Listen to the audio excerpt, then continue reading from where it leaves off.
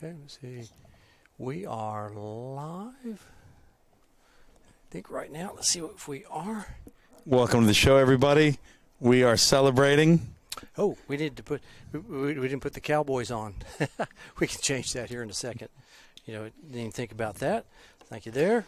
And we are celebrating season 1, episode 100. It's funny. One of our producers should be on later. Right. And I hold him in high regard for his technical, but also his stylistic expertise. And he said, a lot of podcasts, they don't make it past 10 episodes. Right. And we're like, we're going to do our best. And here we are, 10 times 10. Right. Can't believe it. Cheers, everybody. So proud to have you along tonight. And you may be listening to this live. You may be catching it later on a podcast on Spotify or Apple or wherever you get your pods. So thank you for joining us. And, this is a fun night for us to celebrate. We intentionally don't have a guest tonight, though we may have a producer or two popping in. But mainly, we wanted to just have a fun look back and hopefully a fun look ahead at the future of the ATN podcast, too. Yep. Yeah, I think it's going to be a lot of fun just kind of talking about what we have been a part of and where we're going. Yeah. All that kind of stuff. Making sure that hopefully we've got a few folks here that we can reach out to. And then also trying to make sure that looking for the live showing of us. So, on YouTube, yeah. Yeah, making sure that... Well, folks, bear with us. Craig is producing and co-hosting tonight. Yeah. And we'll be on in a minute or two, but mainly just a warm welcome. Thanks for your support and love over the past 2.5 years. 2.5 years. Almost, yeah. And, of course, we call this Season 1, Episode 100, but we've had a couple that didn't count, and we'll talk about that one. And we've had a couple that, or more than a couple, about 60 that are Wednesday night only, and those are over on Instagram. So be sure and check those out on IGTV. Those are always still up, and we think pretty entertaining. Sometimes guests, usually just Craig and me, and Sunday nights generally guests. And while we're kind of hanging or setting stuff up, I'll sort of briefly tell the story of in the beginning, it was no guest, and it was just, hey, let's get a couple episodes in the can before we release. Then we'll start doing really good guests. And, of course, we're so fortunate to have amazing guests from the word go. But I also remember a few close friends and fans, and, at the time we were so small, and they were like, gosh, some days, guys, don't do a guest. Just do you two, chill, grill each other, relax. So we called those chilling and grilling, and some people loved them, and others we were like, ooh, we get a lot more views when we get a guest who has won a Grand Slam or has coached Davis Cup or is playing on the tour or whatever. So we get that. So basically what we decided was Sunday nights, guests, engaging, really fun, really good guests, and we've learned so much through them. And Wednesday nights, no guests, pretty much just us. And, of course, we've deviated here and there on that, but here we are on Just Us, and it's been over a year since we've done this, so I'm excited and maybe not nervous, but certainly excited about it. Yeah, no kidding. Yeah, we've had a lot of good episodes, so we'll talk about those here in just a second. Good. And I've got, doing some work here. Yeah, Craig is sparking up the Facebook and all that. Mm-hmm. If you guys are, in it and engaged, we'd love that. And if you're watching live, hit us with some questions. We'll probably have more of a chance to get to them tonight since we don't have a guest to kind of walk through our 3 sets. We'll just walk each other through. Yeah. And if you're watching this or listening to this or consuming it, as you kids say, later on, hit us on the DMs with either in Facebook or Instagram, and DM us or email us with questions. And, because the second set, we're going to get into the future of the ATN podcast. So we want suggestions. We want to hear about what you liked, what you don't like, and we will continue to kind of get better and improve. And, of course, first set, we'll talk about the journey of coming, first of all, just two friends who love the game, kind of getting into doing a podcast together. And we did it without amazing equipment at first, right? Is that right, Craig? Yeah, it wasn't what we have today. Yeah.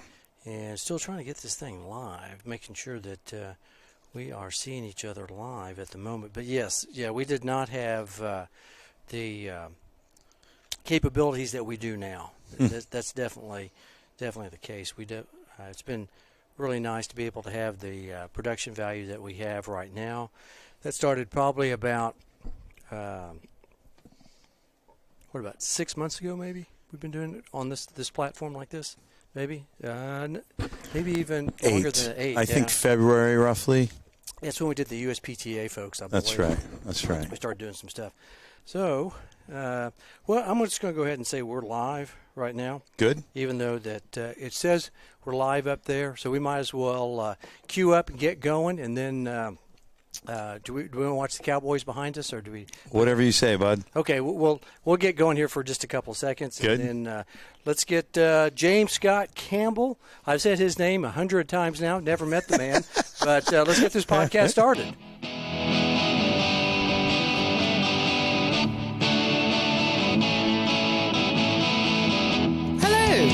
You are at the net.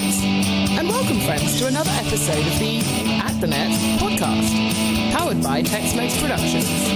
Working the soundboards in the back of the house are our producers, D-Mac and Dave the Brain. Time to say hello to your hosts, Craig Bell and AJ Shabria, as they're about to take us through 3 sets of tennis, talking life and all the news as it seems to them. Ladies and gentlemen, Craig Bell.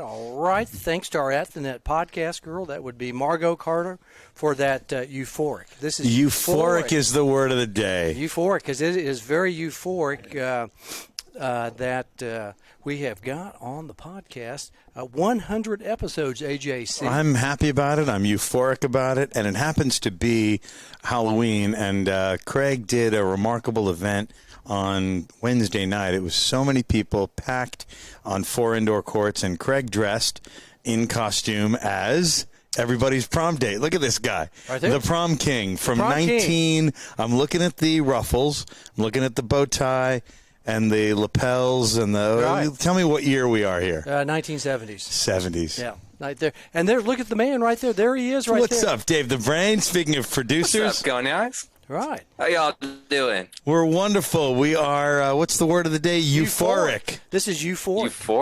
Euphoric. It's the Craig word. always surprises us with the word of the day, and today, apropos, I think, euphoric. We are pretty happy about our 100th episode. We were joking earlier.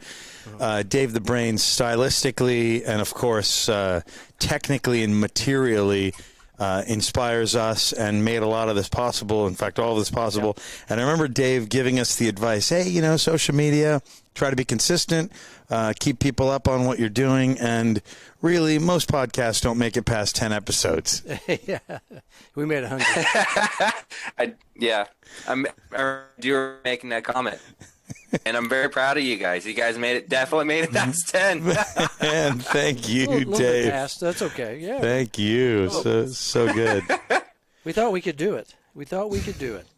And here we are. Yeah. Well, a virtual champagne toast. That's right. To Dave the Brain and Darian D-Mac McBrayer. Right, there we go. So there's you. There we go. Yeah. The guy's at the Net podcast. Yeti. He's here with us. Love that cup. Yes, sir. I'm trying to. You said you saw us live now for sure. Yeah, we're live right now. Good. Okay. Okay. I'm gonna put. We are live. We are officially live. Yep. We thought so. And I need to refill CB's live champagne. On champagne. Sparkling champagne. Champagne. Yep. Yeah. So while Craig is producing, Dave, give us your thoughts. I know you're proud of us, but also, can you reflect for a quick moment as we're in the first set on the past about how we went from, of course, headsets to pretty low tech when we had producers not in the room to what we have now with this computer you've built. Yeah. Tell us a little about that journey. Yeah. Okay. So we started out with using the Dell we're calling computer now. We used to have a Dell i7 computer, and we were recording it with just basic audio stuff, and we were calling people in, having phone conversations. Literally, what mic'd up a phone to a microphone for a while, and then we're doing while it wasn't me for some reason. We're doing microphone to microphone to record, and yeah, we've definitely so now we're rocking the big burrito that I built you guys. Yeah, this thing is not just a burrito; it is 7 layers of goodness, right?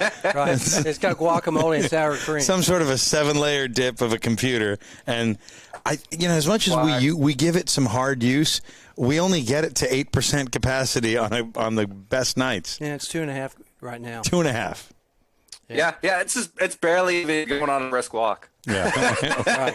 That sucker is built to last, and it's overpowered for it's great for our setup and for any kind of setup that we're going to do in the future. So, yeah, getting you guys on that podcaster now, so we can do like our sound bites, recording everything, and recording on the go, and then getting you guys on those headsets y'all using now. Yep. Using proper micage. Yep. Getting people on Zoom and stuff. And yeah, now we're live streaming. We're live streaming on YouTube. We're live streaming on YouTube. We're live on YouTube. And Dave, when we started, we would have, of course, just Craig and me. Then, with the 2 producers at the time, you and Darian. Then we'd have guests in the studio upstairs. And then we started doing the phone calls.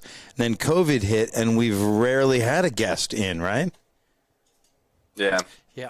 Rarely had a guest, but I one or two come in and join you guys. Mm-hmm. Yeah, over the years we've had. Yeah, panels. I remember correctly.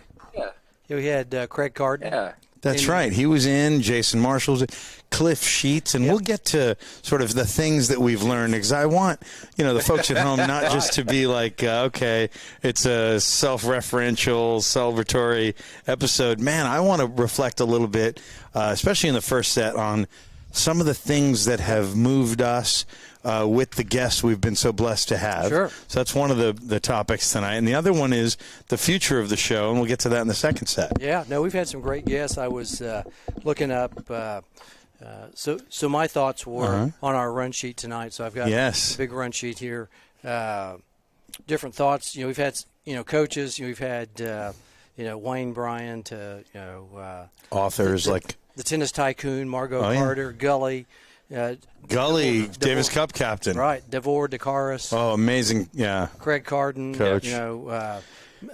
People who've been in Grand Slam finals, like Chris Lewis and Johan Kriek, 2-time winner of the Oz Open. That was the pro players. That was the pro player segment. What else you got? Yep. Christina McHale, Jamie Lowe. Oh, yeah, current tour players. Right. Noah Rubin, we can add to that. Joanne Russell, Mariano Puerta. Oh, Joanne Russell, 78 Wimbledon doubles champion. That's correct. Mariano Puerta, I think it was 05, Roland Garros finalist. Yes, yep. Yeah, Ricky Meyer. Ricky, played at Penn and played the tour. Eric Carita, the Renenbergs.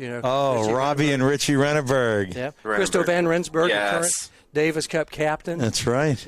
Also Chris Lewis. Chris Lewis, Wimbledon finalist from '83. Right. Amazing guy, and I felt like I picked up, not just as a fan, because he was probably in his 20s when I was in my teens, definitely watching every point of the 1983 Wimbledon final against McEnroe, but he has had a nice effect on us, not just musically, not just in terms of tennis, but he's an academy owner in Irvine, California, Orange County, and it was just really refreshing and great to hear his perspective on raising great men and women who will go on to play a very, very high level of tennis. So that was fun for me, too. Yep, we've had Mark Kyle on. He's hilarious. He and Jeff Grant did that movie, Journeyman, that independent film. Yep. And he's still, in fact, he may be funnier now than he was in that movie. Yeah, so, I mean, you look at all the people we've had like that. I just started looking at all these folks. Sorry, we also have our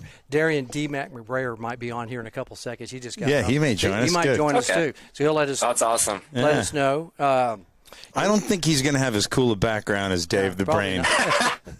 He might come on with something.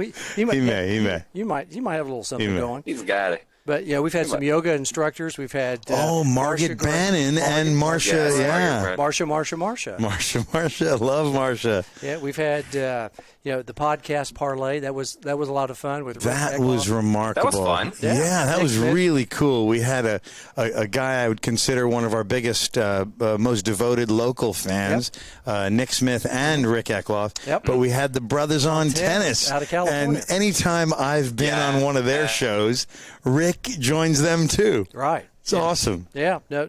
Then we've had tennis reps. We've had Clint Sumrow with Head Penn. Yep. Yep. We've had Mark Gonzalez with Yonex. Yonex. I always want to say Yonex. That's Texas. Yonex. But it's Yonex. I feel like that's very New York for you to say Yonex. Yonex. Yeah, but it's Yonex, Yonekusu in Japanese. Right. Yoneyama originally. When I was a kid, it was Yoneyama.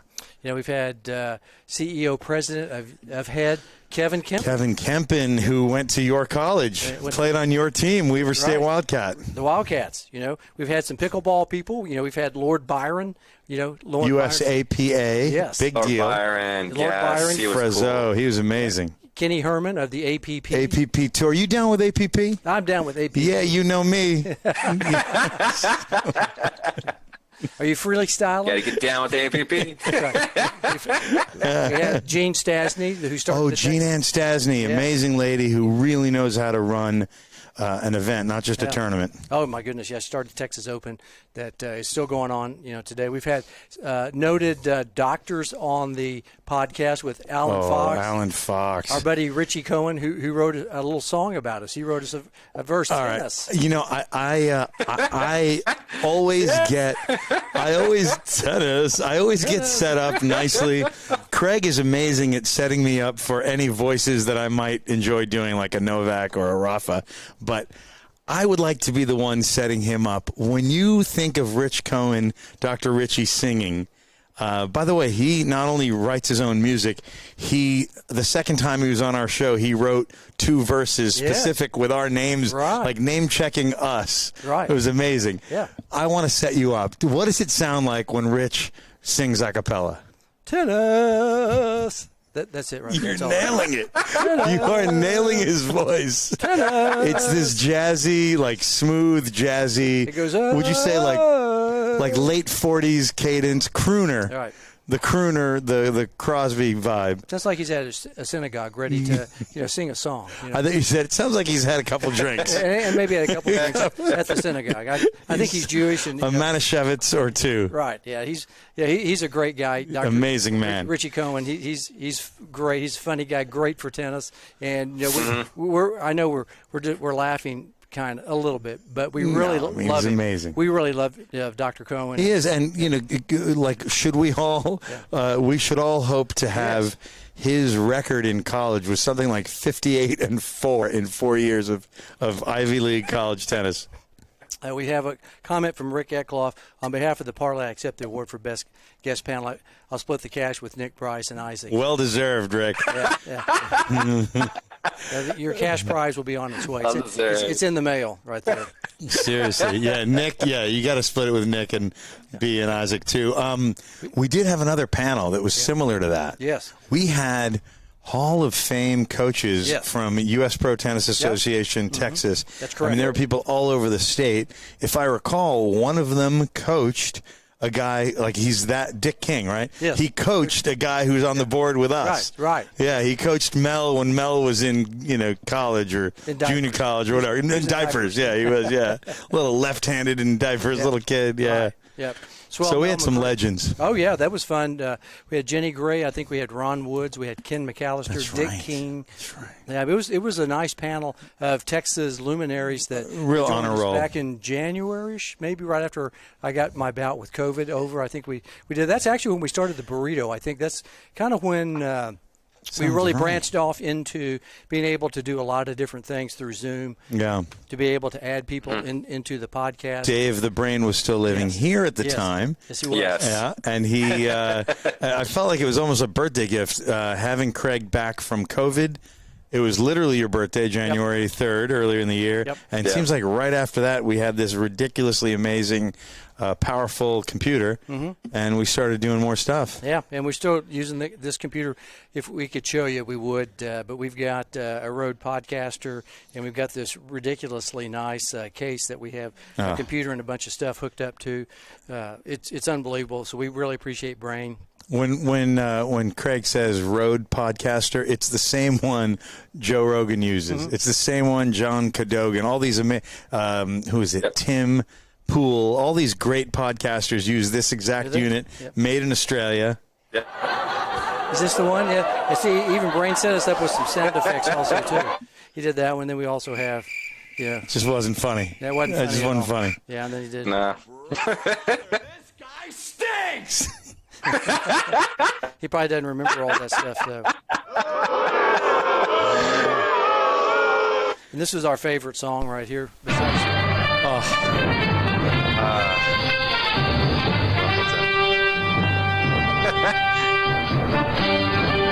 the chills, AJC. And now we're live from the All England Club in London. Let's go to our correspondent, AJ Chabriya. And I would say, "Oh my!" like Dick Enberg. That song gets me every time, buddy. It gives you chills. You know? It really does. Yeah. And those of you listening, and we do have a lot of international listeners. That's the NBC Wimbledon song from the 80s and 90s. Yes, for the U.S. Yeah, I think, for mostly U.S. and Canada, or really U.S. Yep. But that's one of those songs that probably moves you, particularly if you're over 30, 35. Yeah. It gives you a movement, is what you're saying? Gives you a movement. Gives you, because he doesn't know what that means. Dave's kind of like, what? Gives you a movement.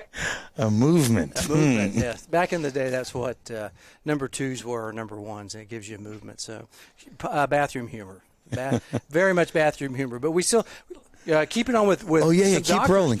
Cliff Sheets, a noted nutritionist. I believe that was like 4th or 5th episode. He was amazing, and he was really big on not just the conventional wisdom that you hear from low carb or calories in, calories out. He was really big on, all right, so that sweet potato or that potato helps you carry that protein in.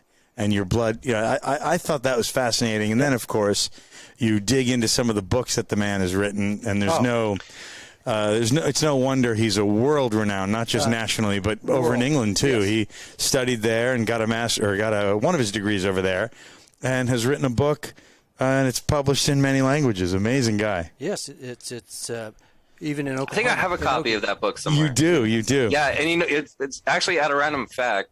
I bought it from Amazon. Yeah. Okay, bought it from Amazon, and then he signed it back when he first published it. Wow, really? Yeah. He signed your unreal. He signed your copy without even knowing. Huh? Did he say the brain to the brain? No. It's just some other lady that sold it off to Amazon. But he signed the book whenever he released it. It was signed. It was so cool. Out of pure random chance. That is grassroots, man. That is. Totally grassroots. I love that. Got it at half-price books or something like that. One of those kind of deals. But resale. Yeah, Cliff, I'd love to get him back on again. Yeah. He's such a great person. Greg Prudhomme, Dr. Greg Prudhomme from... It's a funny story about Prudhomme. Of course, Grand Canyon University coach, men's and women's. One of the fittest 50-year-olds you'll ever meet. He and his wife are so young... They listen to electronic dance music still, they go to pool parties in Vegas. They or even at his house, because they have a lovely house with the mountains right over there. But one of the boys that you have coached that I hit with a lot too is going to him for a 2-day mental training session. Oh. So I was it's funny you mentioned, I was just texting with Greg Prudhomme George today. Is going to go practice with him? George needs him. Oh, yeah. George needs him. Oh, yeah, George needs him. Our buddy Georgie. He's a stand-up comedian. No, he's a tennis professional at Arizona Country Club. In the same area. So right in there. Yeah, maybe he goes sees Dr. Greg. Maybe he goes and learns, yes. Yeah, no, he's a funny guy. Hilarious. But Dr. Greg, really great tennis coach, has taken that program at a really kind of a so-so university and turned it into a powerhouse. Yeah, powerhouse. Yeah, when we played them back at Weaver, we did play that. You did? Oh, they were not that good. 1980, roughly? 1983. 83. Yeah, we were down there. Not that good. So they were not that we were great. Well, Greg wasn't there yet. He wasn't there. Yeah, he's more my vintage, late 80s. He wasn't there yet. He was thinking about it. He was thinking about it, yeah. Right, so, but he's turned that program around. So they're just showing what somebody can do with a little TLC. They've given that's one of the only for-profit universities, I believe, in the U.S. is where he's at.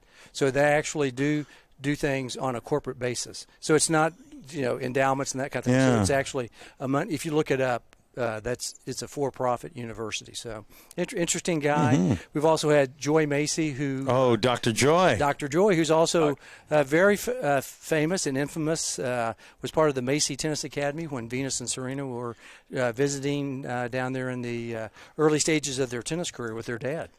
I get tears of joy when I see the trailer for King Richard with Will Smith as as Richard Williams. That's going to be a really good That's movie. going to be an awesome movie. And, we just had this this NFL game right behind us.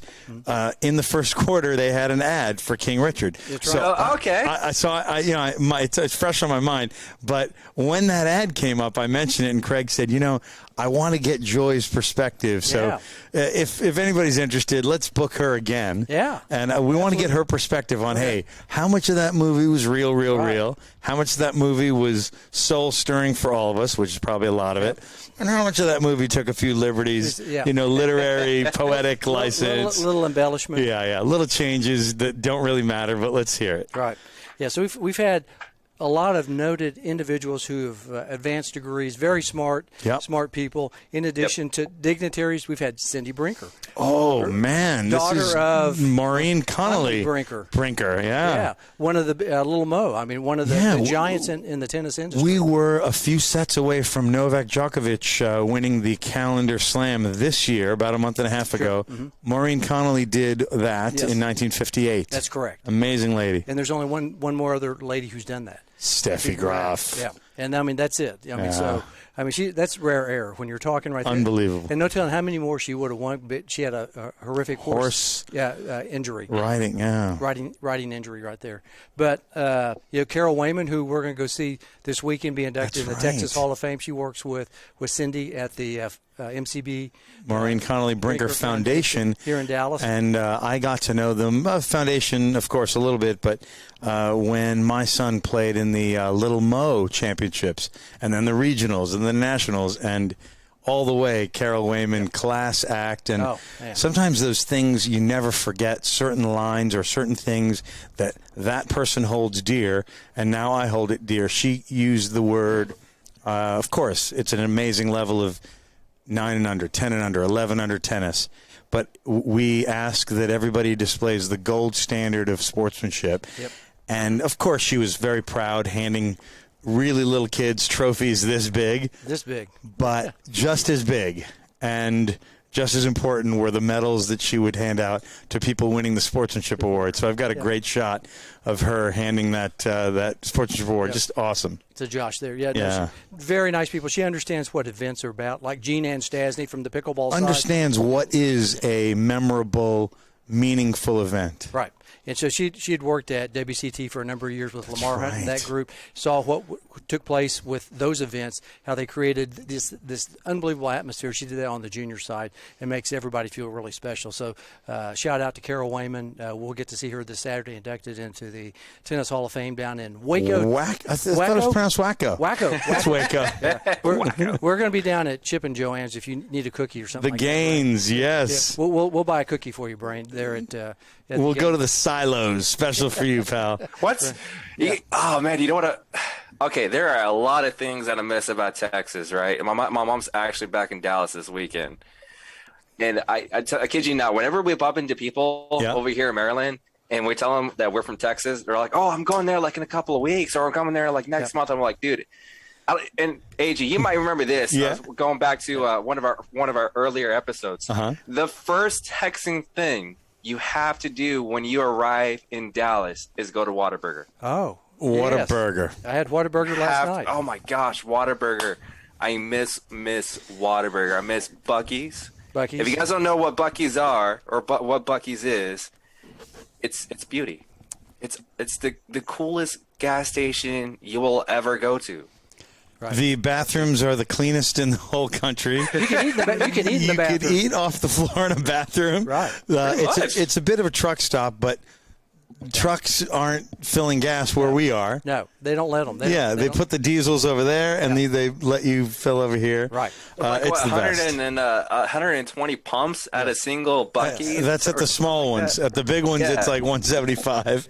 So there's never a wait. And, of course, inside, everything's good. Everything's kind of homemade and delicious. It's funny you mention that because earlier when I was with the family whose son is about to go see Dr. Greg Prudhomme, they said, hey, what are we bringing him from Texas? Because he saw my hat in the picture of the kid winning the medal today. He's like, oh, I have that same hat in purple in my school colors. It's like, yes, we sent him that. There we go. But then the mom was like, you know what we need? We're going to send him something very Texas from Buc-ee's. Buc-ee's. There you go. There we go. So funny. Everybody, there you go. There isn't anything wrong with the Buc. So good, the Buc. Well, and I've got about 20 of the 50 locations, their shirts. They all have the location of where they are. All right, folks at home, you may not care to know this, but I've shared a room with this guy. He even has pajamas from Buc-ee's. He's got these long pant flannel, but they may be cotton. You know what? Whatever they are, they're good. So this is funny too about Buc-ee's. We'll keep going. I'm sorry about that, but Wednesday night there was a lady who went to Buc-ee's and got the beaver outfit. You remember that? Yeah. And I go, did you bring the nuggets? And she goes, no, I forgot them. I'm like, no. I saw her, Kelly. Foster. Yes, Kelly Foster. I was, of course, here helping Craig with the huge event here, Halloween, where he was the prom king. Yep. And this lady was Buc-ee's head to toe. Oh yeah. No, she and her husband goes, what are you buying that for? Yeah. She goes, oh, this is my outfit for the Halloween. Because everybody on Wednesday, we had 48 ladies that played, another 8 that went over and had dinner. Everybody had a costume. Even AJ. He was wearing his Faber College shirt that we made for our buddy Mark Faber. I did the if anybody remembers Animal House, the John Belushi character, plaid shorts. In my case, a Jack Daniels bottle filled with iced tea. The Faber College shirt. His just said college. Mine was the reimagined. It said Faber College, and it had a wood racket. I reimagined Bluto as maybe he made the tennis team instead of just drank for 4 years at the Delta House, right? and we sent him a Faber College shirt. That's right. We did, yeah. Now, we thought it's funny because it is a fictitious school in Animal House, Faber College. It's well known.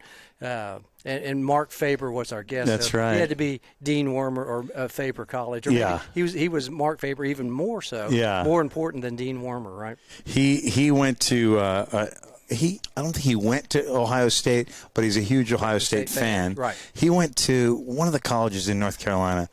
Was it High Point or it was one of those? Yeah. Campbell, maybe? Something like that. Yeah, whatever it was. But he loves Ohio State, so we got him. That was our buddy Lane Evans that went to High Point. Lane went to High Point, that's right. So for Faber, we got him in Ohio State, sort of a Buckeyes look, gray and red, Yeah, our buddy Lane Evans, Lano. That's right. He went to High Point. He did, and he was a Hall of Fame member and now is an Oklahoma fan. So Boomer DeLane, you might be watching right now.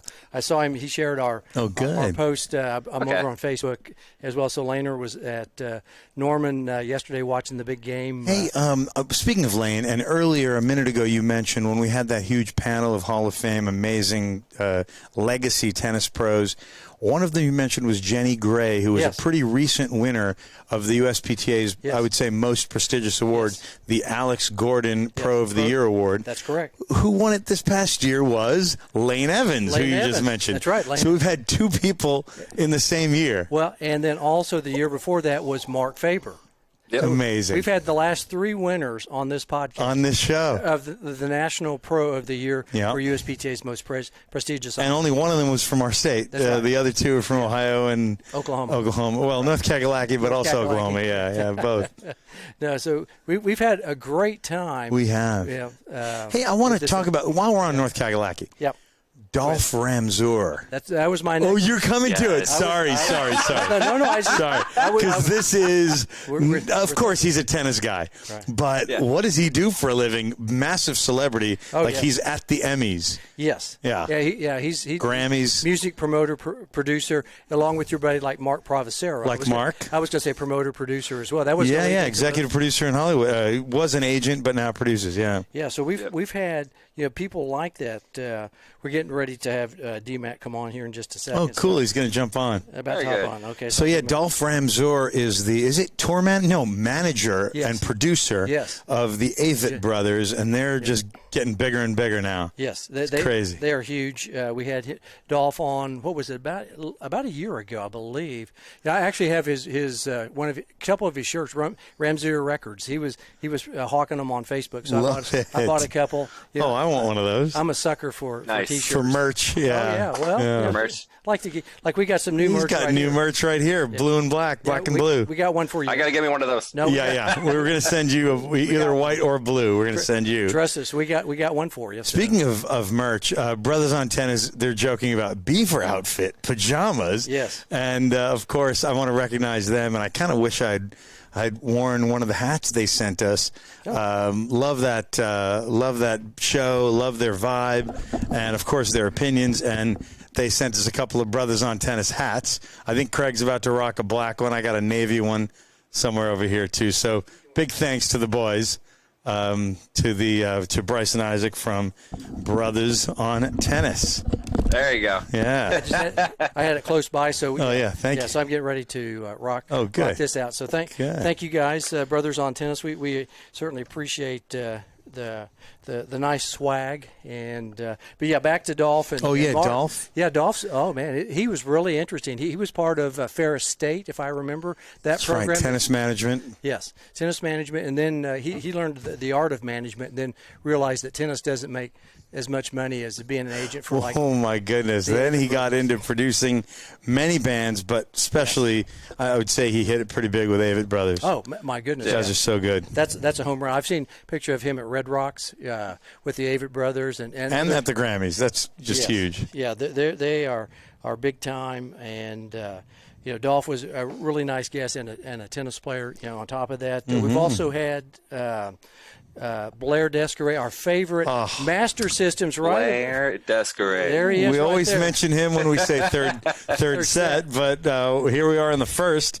As we look back to our 100 episodes, and there's Blair. Yep. And I believe you get to have lunch with him tomorrow. Tomorrow, yes. I'll probably sneak in after a meeting. Anybody in the Dallas area, Austin's Barbecue. Oh, it's unbelievable. Over in Addison, Texas, come on over. I'll buy you some barbecue if you come on. There you go. Yeah. It's ridiculous. Rick Eckloff, come on over. Brothers on Tennis, you can fly in. Tomorrow at 1. Is that hard? 1 o'clock. It is hard to find some good barbecue over here. That is one of the things I miss. up in Maryland? Yes. Up in Maryland is some good barbecue and good tacos. Yes. The best tacos that come from a gas station. Right. Oh, wow. Yes. Down here. Yeah. Well, you get your soft shell crab and your blue crab and all that good stuff. We got the crab cakes. That's the only thing we got good going on over here. But other than that, oh my gosh. Yeah. Can't find good barbecue. No. I got to smoke my own. Right. My daughter, there's, Darian McBrayer, he's in the waiting room. Okay, let's let that kid in, yes. Let him in. Here we go. Hopefully D-Mac will be joining us as well. On this show, at least 100 times he's been mentioned, and... Here he comes. Let's see what his grand introduction, or she's going to be audio only. Maybe he might not. Could be. He might just be just a name, right there. D-Mac, can you hear us? Good evening. How are you? I'm great. How are y'all? Oh, see, he's going to be a voice. Come on. Put the video on. What's up, D-Mac? Yeah. Hey, David.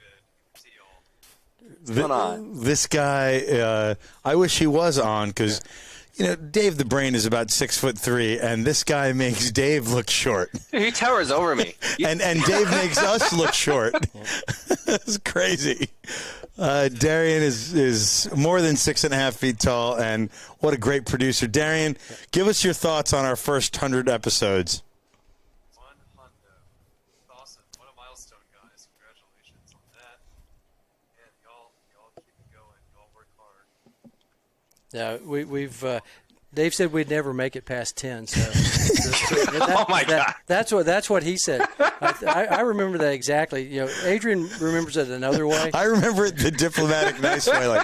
Like guys, You were trying to be nice. Yeah, I was trying to be nice. Like most podcasts don't make it past 10.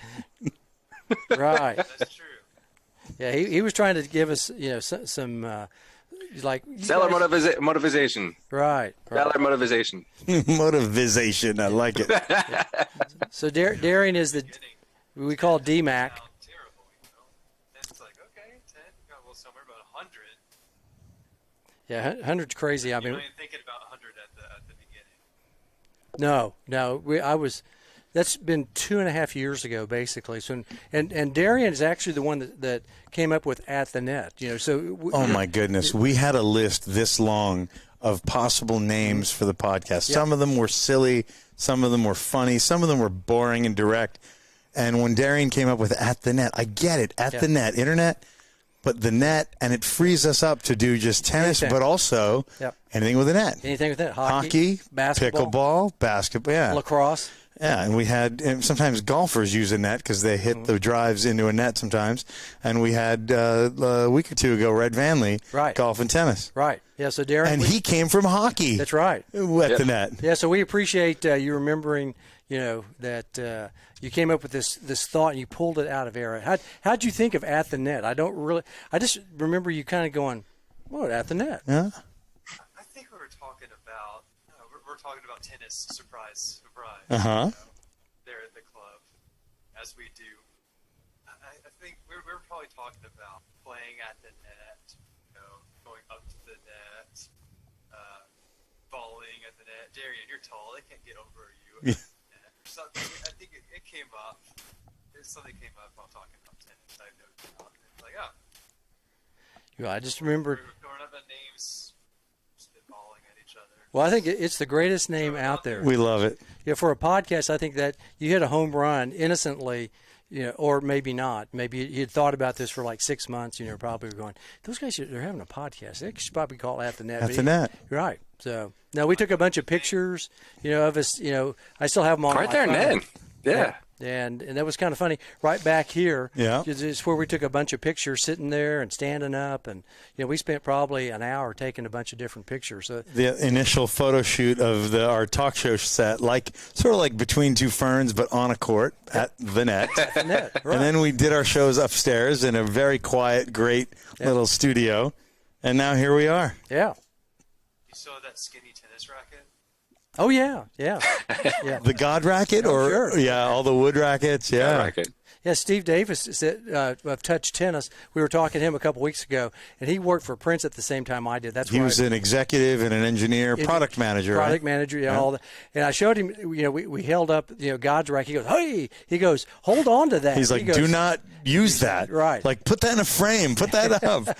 You let people touch that thing? He goes, there's only about 100 of those made. I go, no kidding. He goes, oh, yeah. He goes, you know, they'll go for like $1,000 on eBay. And I'm like, wow. I was like, oh, I didn't know it was quite that valuable. I thought we made, you know, several hundred of those things up because they were in a lot of demo packs. I didn't realize that they were that valuable. I just held on to it. So, yeah. Folks at home, you may remember it was that amazing, iconic Prince advertisement where they were advertising an oversized that's longer or extended, the extender racket, I think, and it was a normal guy playing tennis, competing with God with the long flowing robe, big white beard, long hair, and God, of course, crushed the ball at will with that kind of a racket. Yes. And I guess the story of it was, this mere mortal is kind of getting a point or two here and there off God with one of these big old snowshoe-looking Prince extender rackets. Right, one of the new rackets, and the very ending frame was God flying across, you know, the screen in a flowing cape, white beard. You know, he was going for a shot, and Immortal turns around and goes, yes, like that. And then all of a sudden he went, like that. He went down. God struck him. That was it. God didn't like that. Oh, man. You don't mess with God. But Irreverent ad with a happy ending. Right. And well, for God anyway. Yeah, for God. But it was one of those, whether you're into that kind of racket or not, I'm not, but I remember that ad. That was funny. Funny stuff. And then here we are, Craig actually has the racket from the ad. Yeah, right here. And that's what Darian's talking about, Look right at this. there. God's racket. In case you're wondering what kind of string pattern we're rocking here, it is 6 mains and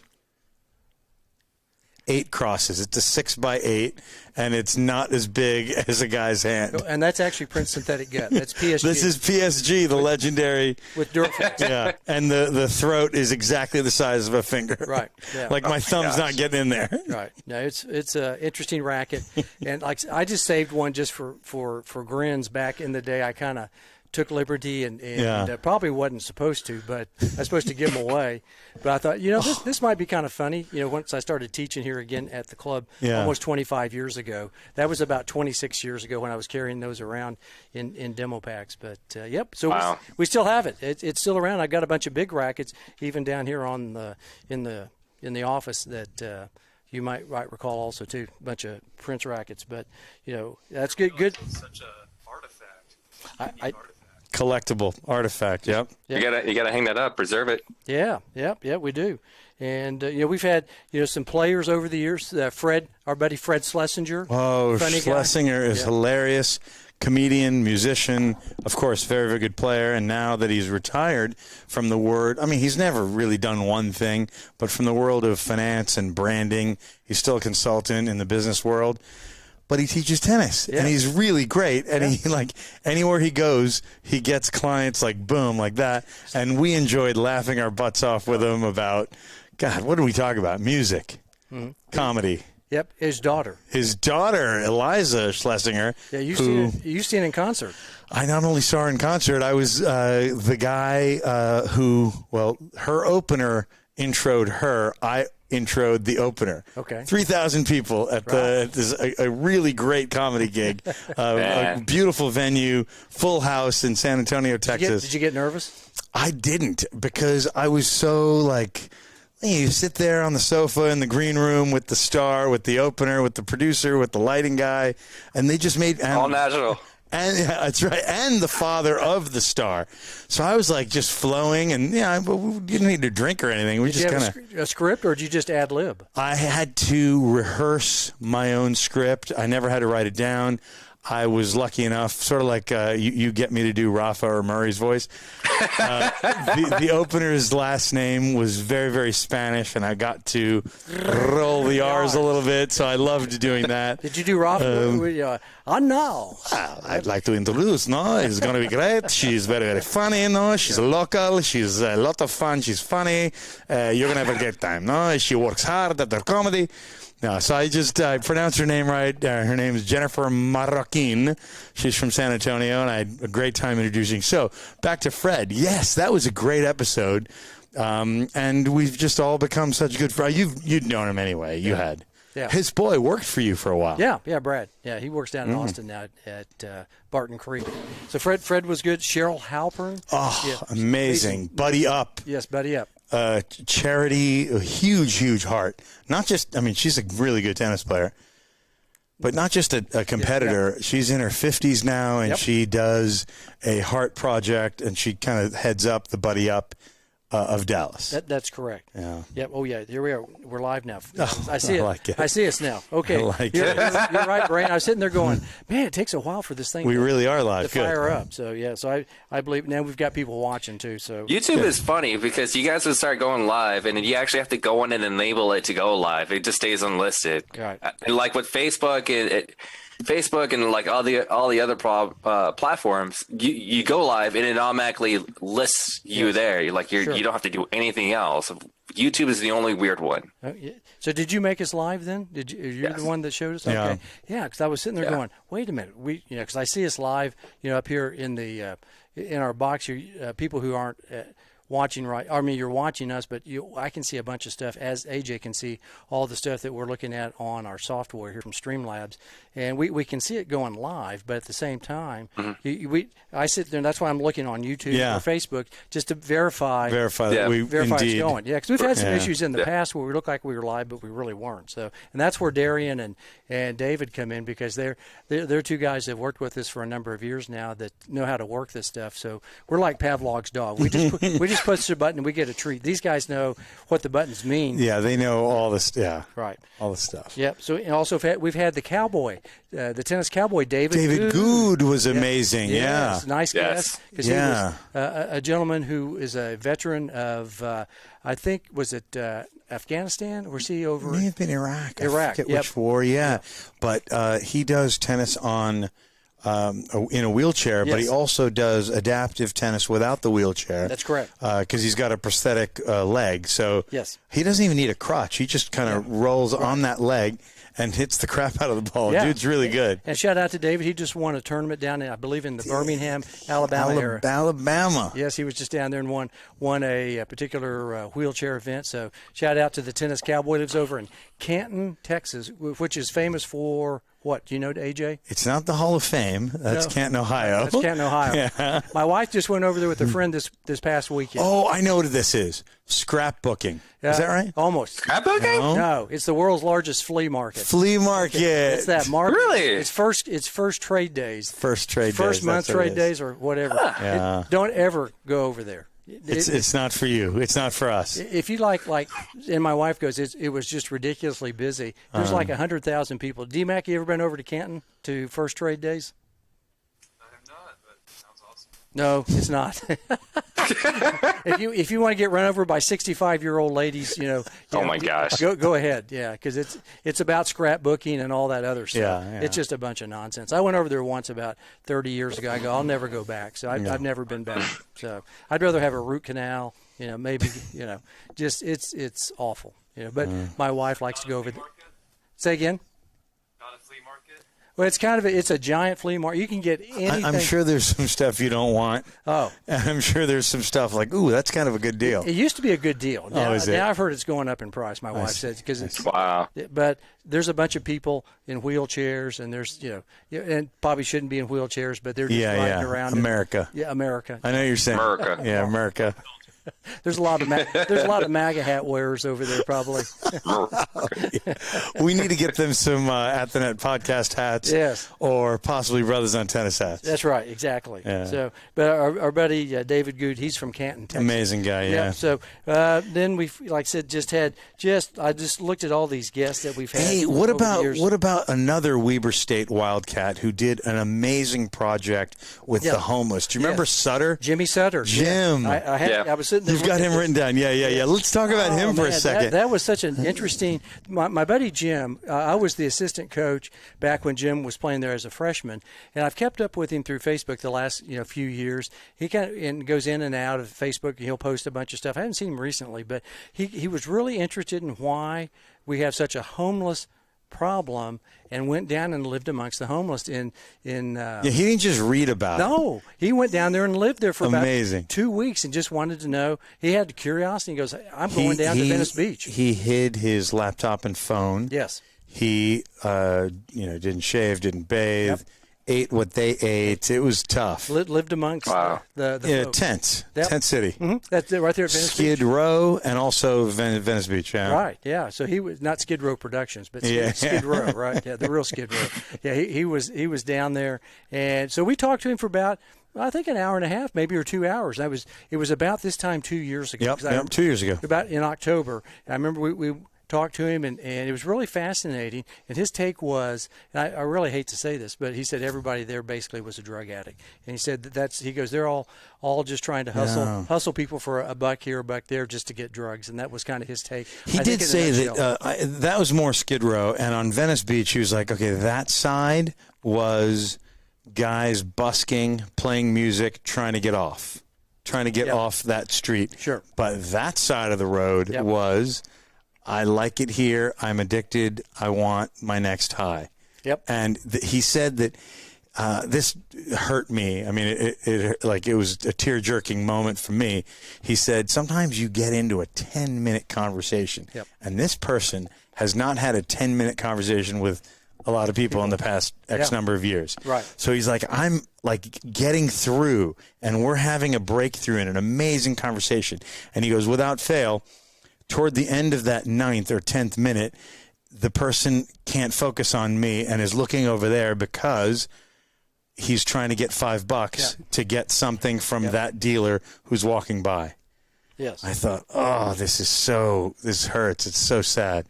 Yeah, I haven't seen much. I'm looking at his Facebook page right now just to see, because I'm on Facebook. Yeah, give us a where are they now kind of thing. Yeah. Haven't seen much. I have to call him because I've got his phone number. Because I really, he was going to go back and talk, to people. I think so. He was going to do a follow-up visit from Arizona, and I think we kind of wanted him for a second episode. Yeah. So I hope that happens one of these days. Yeah, he was just an interesting friend of mine that has a big heart. And really wanted to know why do we have this situation? Why, America being a really, the leader of the free world is basically what we are, and why should we have this situation going on? Because we shouldn't. This is way before all this nonsense going on, kind of right now. So Jimmy's a great guy, and I definitely want to find him again and see what. Yeah, we got to follow up. Yeah. So I mean, just you start thinking about all the guests that we've had, and all the interesting people, the different perspectives everybody brings. Like Andrew Red Vanley from the clothing side. What a charismatic, cool kid. Played college hockey. Right. He's in his mid-30s, and he's just a really, really successful entrepreneur in the sports, golf, sports, and activewear business. Yeah, but he didn't have enough penalty minutes. I called him out on that. So. He was, like most guests, he was pretty damn impressed with our research department. Yeah. He's like, "Ooh, you've done your research, Craig." I dug deep. And I dug really deep, and I go, Andrew, you hadn't spent enough time in the sin bin. The sin bin. He goes, how'd you know that? He goes, I think I had some penalties. He's like, I don't know how accurate that is at the end. Yeah, erroneous information. Man, you shocked a lot of people with that research, though. What's that? He has. Oh, yeah. You did some really, really good research Here's on a people. question for you. Has any time that you've done good research, has that ever backfired? Oh, that's a really good question. Yeah. Have I ever not ever used any information also, too, kind of?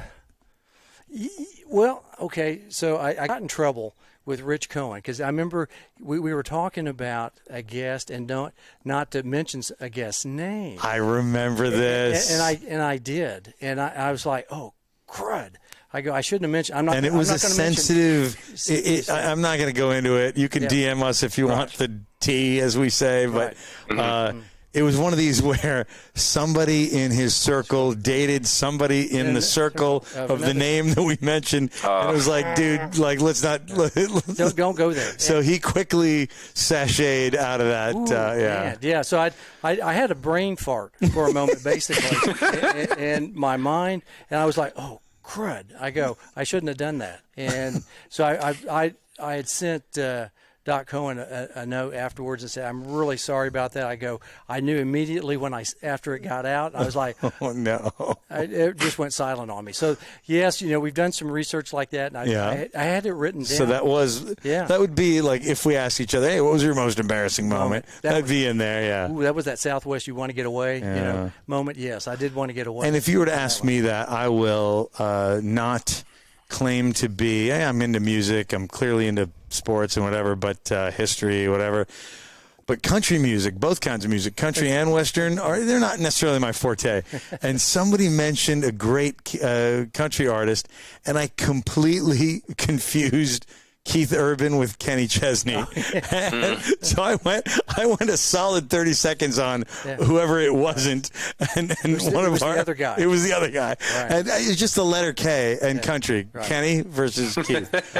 So to all you country music fans out there, sorry. Right. Well,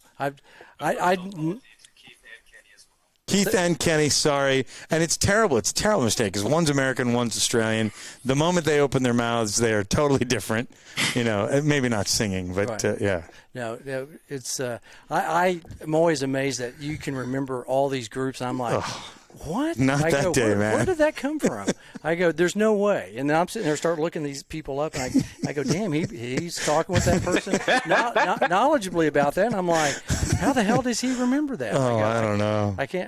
I don't know who these people are. And then he goes, yeah. He starts pulling these obscure references to albums back in 1983. I'm like, yeah.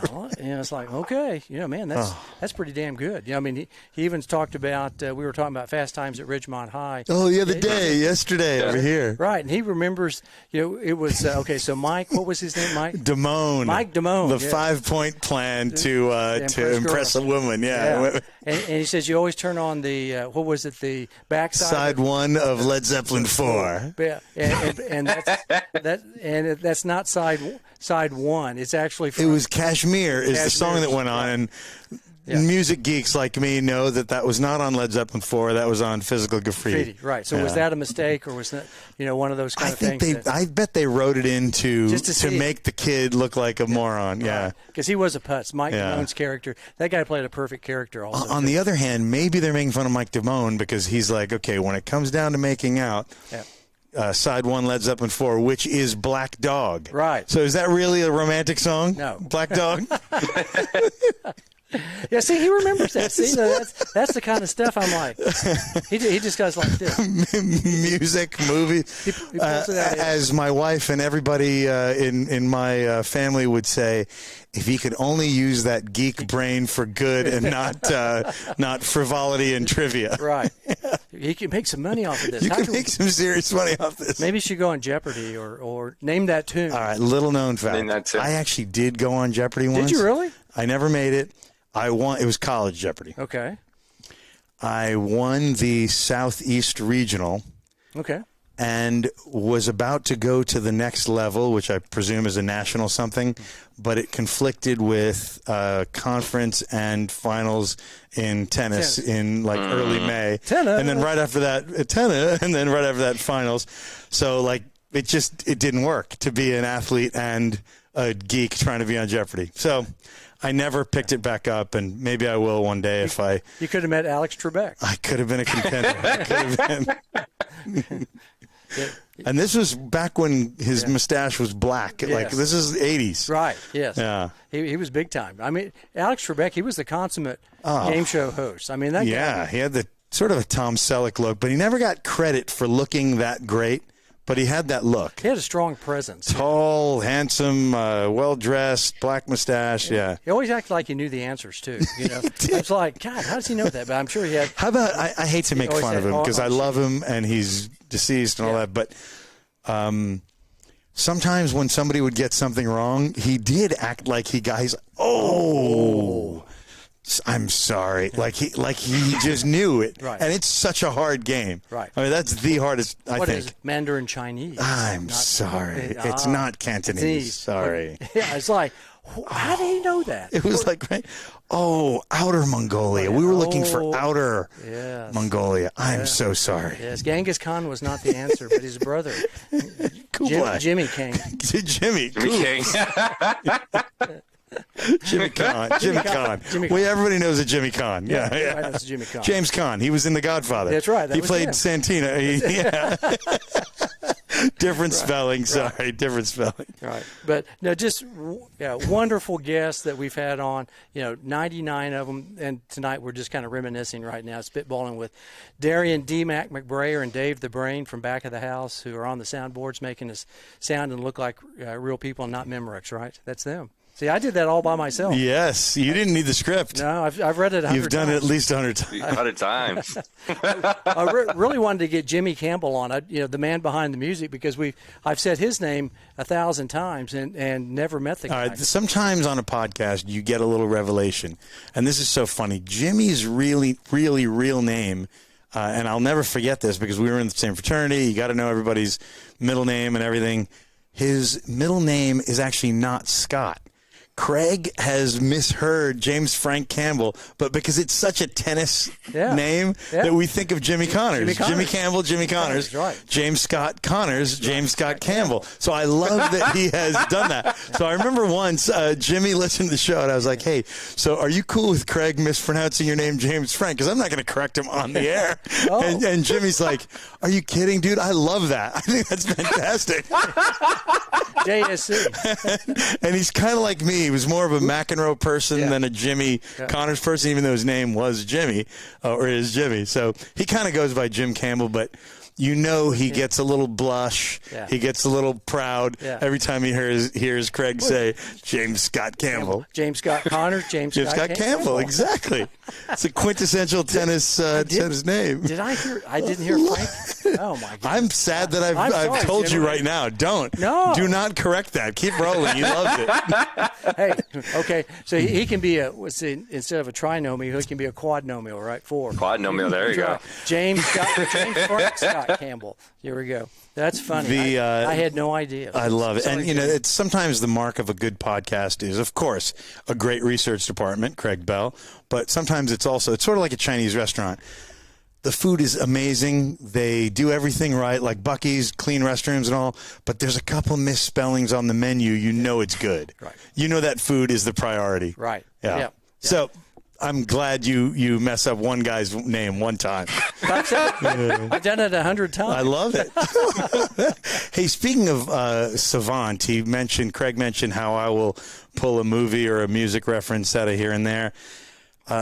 Savant next to me over here knows every mascot for every college or high school team in the world. Oh my gosh. It's unbelievable. I don't know about that. He pulls it out. Do you remember when we had a guy who was, we mentioned Alex Gordon Pro of the Year Award? Yep. Something arguably just as big as that is Tennis Channel had that top coach in America. Yes. They went top 50, top 10, top 1. And one of our friends who was a guest on our show, Garrett Pekar, he was a guest on a Wednesday night show. I think we had the same thing with him, didn't we? Yes. Yeah. Yep. Yeah. He was from Hutto, wasn't he? Where the hippos are. You got it. That was my subtle. I don't know. Hutto, Hutto. The hippos. And it's like, okay, what could possibly be the mascot? And Craig was all over it within 5 seconds. Half. Oh man. Less than that. Yeah, maybe half. Yeah. 3 seconds. Yeah. No, that was That's right. I forgot we had Garrett. He's That's amazing. Right. Yeah. He was a very interesting guest. Talk about prompts. I would say something like, hey, so, rackets and strings and, singing. And tell us how tell us about music. He goes, oh, it's funny you ask that. Right. And he turns around, grabs a guitar, and starts playing. And it was music that that we were talking about. It's so good. Yeah, no, he was a really good guest. Amazing guest, right? So funny. Yeah, I'd forgotten about that. Yeah. Yeah, we've just, 100 episodes. So you start thinking 2.5 years back.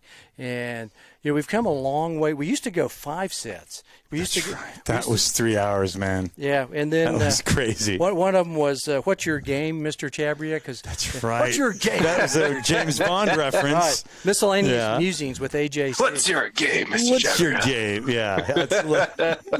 And then our last segment was always "Get Off My Lawn." Get off my lawn was great. I missed that. Yeah. I missed that. We were thinking of asking Dave to put that on here, but we decided Craig does that voice so well, we didn't need it. What's your game, Mr. Chabber? And get off my lawn. What's your game? Get off my lawn. That's a reference to Goldfinger. That was a James Bond reference where, was it Goldfinger who asked Sean Connery? They were playing golf, and he changed golf balls, and he made Arik Goldfinger lose the match. And basically he goes, what's your game, Mr. Bond? Mr. Bond, what's your game? Mr. Bond. So that was, say again, D-Mac?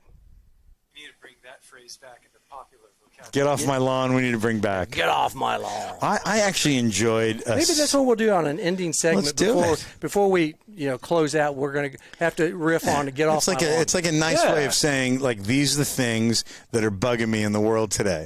Yeah. Which, the list has gotten longer in the past 2 years. Am I right? Oh, right. Yes. Oh, wow. It's crazy. Let's be honest. It's a big old list. It's a big old list. It's a podcast. You can do what you want to on there. It's true. Joe Rogan, talking about. Oh, he'll go 3.5 hours. He'll go off. Yeah. He doesn't even have a format like us with the 3 sets. Yeah. I think he just rolls, doesn't he? He's amazing. Yeah. Pretty funny guy. Has 10 million followers or something like that. Something ridiculous. We're going to get back on. I know all of you are watching this on YouTube. It's my goal in life in the next week or two, because I've been really busy out the club, is to pull back into Facebook good graces. I know that Dave the Brain sent something out again to those folks, and you haven't heard back from them, have you? That why they cut us? Yeah. So. I remember logging onto the app on my phone, and the screenshots I sent you guys, that's all the information he gave me, no warning or anything like that. So it was right when Facebook was having their own inner turmoil. We probably did something not so woke, and they just hammered us. It was awful. Yeah. And they told us 3-day suspension, and then that third day was up. I remember it was a Sunday at 11 a.m. Central, thinking, 11 a.m., cool. We're going to be solid for 7 p.m. Or 8 p.m. Central. Sure. We're good. This is great. This is 9 hours ahead of us needing we're Facebook. Gold. We're gold. No. Nope. We were not gold, Jerry. Nope. So that's why we shifted over to YouTube really fast. And we're thankful we did. So, Dave, thanks for helping with that, and we're proud of it. And we hope we get the Facebook sparked up. But until then, we will. Yeah. Well, I'm gonna work on it in the next week or so. Put all the pictures back and try to do some things. I kind of like Facebook format more, or YouTube format more than Facebook. I think people can find us better on YouTube more than on Facebook. I knew you would say that, and a lot of folks that I know are into that. However, thousands of people are used to us on Facebook. We had 1,500 followers. Oh my gosh, yes. And they just went. And on a good guest week, on a big name guest, 5,000. We were going 10,000 when it was when it was Johan Creek. Yeah. Yes. By the way, Johan still occasionally, he and I text, and he still laughs at when I sang his name in Radiohead Creep, in the lyrics of Creep, but it was Johan Creek. Johan Creek. Johan Creek. Who has the brie. Yeah, that's right. The brie or brie? A brie, yeah. Okay. He's still planning on a brie next time he's over here. We got to do it. Right. Yeah, so that's a barbecue for those that South African version of a barbecue, Afrikaans barbecue, right. Or a Barbie, as they say down under. A Barbie, right? Yeah. No, so that we've had some great guests. So what do you think? Let's go to the second set real quick. What do you think in the future? What do you think? We're going to have DMAC more. We're going to get some DMAC, and we're going to get some FaceTime. We don't want that. We want that tall, good-looking kid on the actual Zoom, right? You got a team. Okay. He needs some back of the house. He's an audio-visual professional. Yeah. So I see that as part of our future.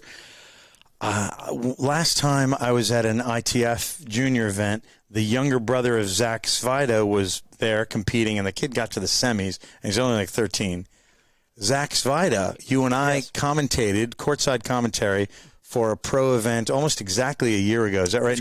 Early November, I think? Yes, at the Austin Tennis Academy. And now the same term is at University of Texas. But Zachary Svida was the finalist and was up a set in the final against a bona fide, top 5 in the country college player who's now playing pro tennis. Zachary Svida and his godfather are going to be on our show, so that's part of our future. Yeah, so at some point we're going to get them on. We've already reached out to them. They're working with his agent, I believe. He's getting big time now, so you got an agent. You have to. If we had had him on the show last year, he still would have had an agent, but the agent would have been involved. Right. But now that he's like winning main draw matches in U.S. Open, in a slam, his agent is definitely involved. So who are these guys? We'll have him. Yeah, and you are, and this is regarding. Have a seat. Have a seat. Have a seat. Have a seat. Have a seat. That's an old Saturday Night Live sketch. David Spade. David Spade. Yes. It's tough to do David Spade's voice. I'm not gonna get near that. That was funny. He was the gatekeeper. That was the at an office, Hollywood kind of an office. And by the way, he had one of these on, if I recall. Headset. Yeah. He was because they were trying to get in to see Dick Clark. That was the gatekeeper for Dick a big Clark. name, Dick Clark. Yeah. Right. Yeah. And he made Jesus sit down one time too. Actual Christ, and you are Jesus. I'm the Savior. Please have a seat over there. And he walked over and sat down with a bunch of other people, kind of looking at each other. That was a funny sketch. Now that was when Saturday Night Live was funny. Oh, so good. Just what was that, like mid '90s or late '90s? It might have been early '90s. Oh, too. really? Yeah, that's a good era. That Wayne's World time with Dana Carvey amazing. and Mike Myers. I think David Spade was on with those guys. That was his movies haven't been what you call classics. But that was a great sketch that he did. With, some are. Joe Dirt's going to go down in the annals. You like that? I thought it was pretty good. Okay. Yeah. I mean, Dennis Miller was in it a little briefly. Sure. What was that other one? Christopher Walken. Oh, you're right. Everybody does an impression of Christopher Walken. He's I remember growing up in New York thinking, what is that guy? He's from Hungary? Where's that accent from? People were like, he's from New York. He's from right there. Right there. It's just he just talks really weird. Over in that borough right across the street. His cadence was like, is that Hungarian Captain Kirk? What is he talking about? Right. He's just a New Yorker with a weird voice. Yeah. Right. Yeah, he was interesting cat. He's kind of creepy, to be honest. He nails it. Yeah. So who else? Let's talk about future. You've got when I was sick, we also have Mark Wylam, who's a big time. If you're in the tennis business and you need a job, Mark Wylam has a worldwide agency that promotes Sports Connect. It's in the UK. Yeah. Yes. I think in Wales particularly. Yes, and we're going to have him on here in a couple of weeks. Yeah, and early December. And folks, we'll mention this on our Facebook and Instagram too, but that's going to be at a different time because 9:00 Eastern in this country is the middle of the night over there, and not everybody wants to do that. So we're going to go something like 2:00 Central or 3:00 Central. Yep. That way he can enjoy our show. Guest on our show, hopefully, and go to bed at a decent time, his time. Yeah, those of you who are watching behind us, it's 13-10 the Vikings right now. About 6 minutes left in the third quarter. So just behind us right there. I forgot to use the stick. That's for our At the Net podcast logos. That's right. So we're watching the Cowboy game, with you all right there. And it's funny. We used to have tennis on Tennis Channel. Tennis Channel. And I thought that was a very professional look usually. Sure. However, as much as tennis advertising is lucrative, and it's been written up to be right next to golf, maybe better in terms of the demographic watching and ad revenues, sometimes it was some pretty embarrassing ads like Preparation H or just some weak, like really like ads. And I remember some listeners or viewers would be like, God, I love you guys. I love your show. But, man, do something about the background because sometimes it's like I just broke in halfway into the show and it was like some hemorrhoid ad on Tennis Channel. Right. It's like, dude, that's not us. Sorry. Right. Yeah, so we're watching the Cowboy game and having a good time. Yeah. We also got, the little girl, Perez? Ahmet Marie Perez. There you Holy go. cow. Yeah. I, of course, love the girl's competitive ethic. She attacks. She has a one-handed backhand. She can hit a two if she wants. She can slice. She, I believe, is, of course, Latin, but I believe part of her family comes from Puerto Rico, and her dad coaches her. And she works her butt off. She'll string something like 9 rackets, earn the money for some coaching that might not be from her dad, from court time, some travel expenses. Her dad does the same, coaching, stringing, whatever. And this is the most grassroots, amazing story, I think, in American tennis. And when I watch her play, even before Leila Annie Fernandez and Emma Raducanu hit the big time this past summer, I thought, this kid's only 14, 15. Yeah. She's going to be a pro player. Yeah. Like, there's no doubt in my mind. Right. And then, boom, those girls hit it. Yep. And I'm like, this kid's going to be even better than them, maybe. So watch out for Ahmet Marie Perez. I can't wait to have her back on the show. We'll get her. That's my next booking to do this coming week. Good. We've got a couple of people coming up. We got Tom Downs, who's a noted USPTA professional. Aussie, right? Yes. Aussie. Oi. He lives here in town. He's a high-performance coach. That's who we're going to have next week. Good. And we have a couple other guests that I'm working on right now. I haven't confirmed them for the next few weeks, as well. It depends on Thanksgiving also, too. Maybe we'll might have to have the week off for Thanksgiving or something like that. Yeah, we'll probably do that one off, but then what's happening in February coming up in Dallas, Texas? Let's see. It's not golf. Yeah. It's not Frisbee golf. Yeah. But we're having the Dallas Open. You know it, man. Wow, the Dallas So we've Open. got an ATP 250 coming back. Dallas has always had amazing pro tennis back in the WCT days. There was an ATP tour stop in the 80s. That all kind of went away, and we became known for having two of the absolute best challengers. One was outdoors in Irving, right near Dallas. One was indoors in this part of Dallas, North Dallas. And all of a sudden, an ATP 250 shows up.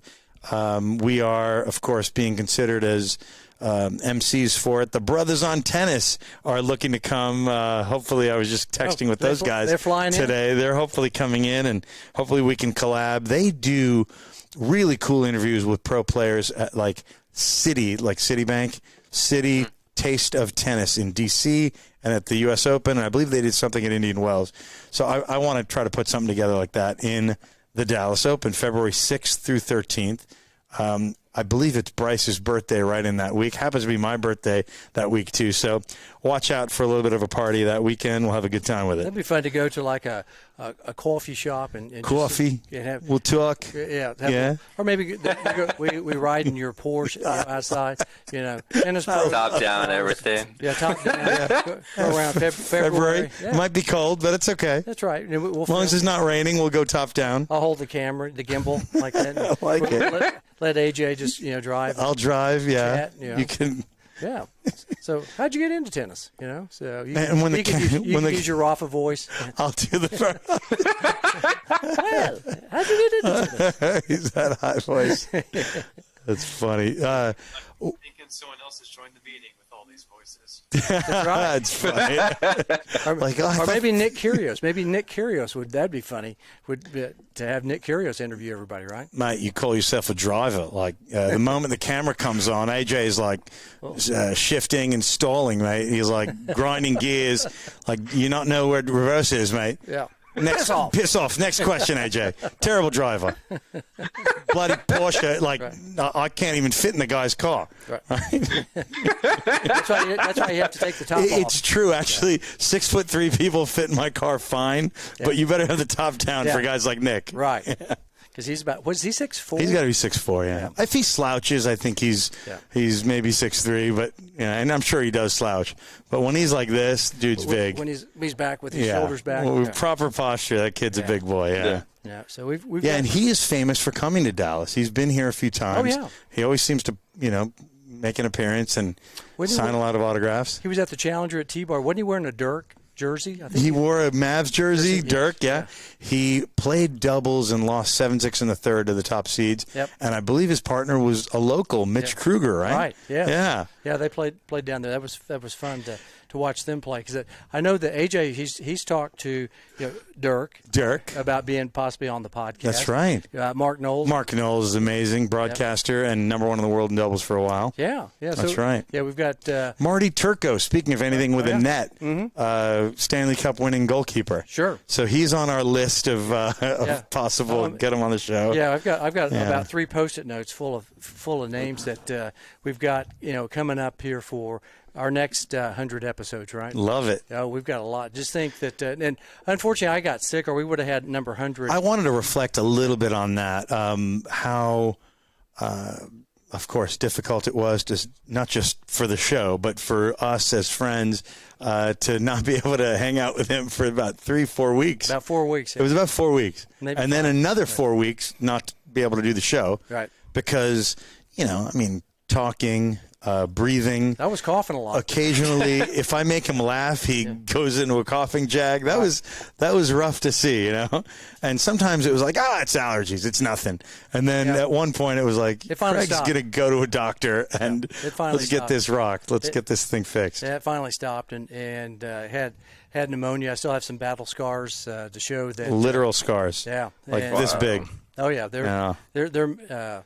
We take the shirt off. I always say at the beach, you ought to have seen the other guy. Think that other guy. That other guy. He's not doing so good. I'm good. I'm feeling good. So, but I didn't really know how sick I was, and fortunately, I'm fine. I'm going to make it back. Oh, he's so healthy and back, and as you can see, the color is back. But he toughed it out. He toughed it out. But there was a time that it was sort of a near-death kind of a deal. That was the pulmonary pneumonia, bacterial, not viral. And then before that, there was a little bit of a heart episode. Before that, there was COVID. Before that, there was identity theft. Right. And I thought that was bad. But then the other three things happened. Yeah, it's been really right at a year. Yeah. All this. November of last year. 4 things have happened. So someone's got it in for me, I guess. Maybe one of the guys here on the set has a little voodoo doll. They want my job. I remember laughing, but also feeling kind of bad when Craig's like, maybe it's you. You haven't even gotten COVID. You haven't even had a cough or a cold in 4 years. What the hell? Right. It's like, oh my God, maybe it is me. Maybe I'm sucking all the good health from this guy. He wants to be at the Net podcast by himself. Like I don't want to co-host, really? He's learned how to see all this stuff here, and he knows what secretly scheming. Terrible. Coup d'etat, coup de belle. Which brings an interesting point. I always thought, do you think podcasts are better with one person as a kind of a host, or is it better for two people? I like the two people or three producers. People or 4 people. I want you weighing on. This is a great question. Let's start with Darian. What do you think of that question? Let's see. I'm trying to think what I'm listening to, and they pretty much all have 2 or 3 folks going off at the same time. They each bring their own thing. Trying to podcast with one. Honestly, a whole lot. And What? even so, they'll have guest interviews to go. Right. So definitely not too many folks. Don't want too many cooks in the kitchen. I've heard podcasts like that. Too many cooks, about 5, 6 people jostling for space and time. But let me ask you a question, because you worked at the Ticket also back in the day, many years ago. Mm-hmm. This is a very, very big. I would say one of the best in the whole country. Well, in the radio world, it's I think it's the #1 station in the U.S. or at least they've won how many Marconi Awards? 3 or 4. Oh, yeah. Which is the best station in the. When they won one of them, coincidence. Yeah, but Norm used to be by himself. And do you remember Norm Hitzges, legendary broadcaster. Now he's got several running buddies and some other people kind of talking. Do you think Norm would like to be back by himself, or does he like the added conversation that goes on with 2 or 3 other additional people in his show? I bet he likes it. He's he's in his 80s. Yep. Right. In his 80s now, and has to take time off sometimes. And I think he's enjoying it. And he's got a good co-host, Donovan. Yep. He's with Bad Radio. That's right. Bad Radio meaning BAD. Bob and... That was Bob and Dan. Bob and Dan. They split them up, but Donovan was always fantastic. I rate them on how well they treated the interns. Donovan was always fantastic. So Norm's got a great co-host with him. And Mike Soroy as well.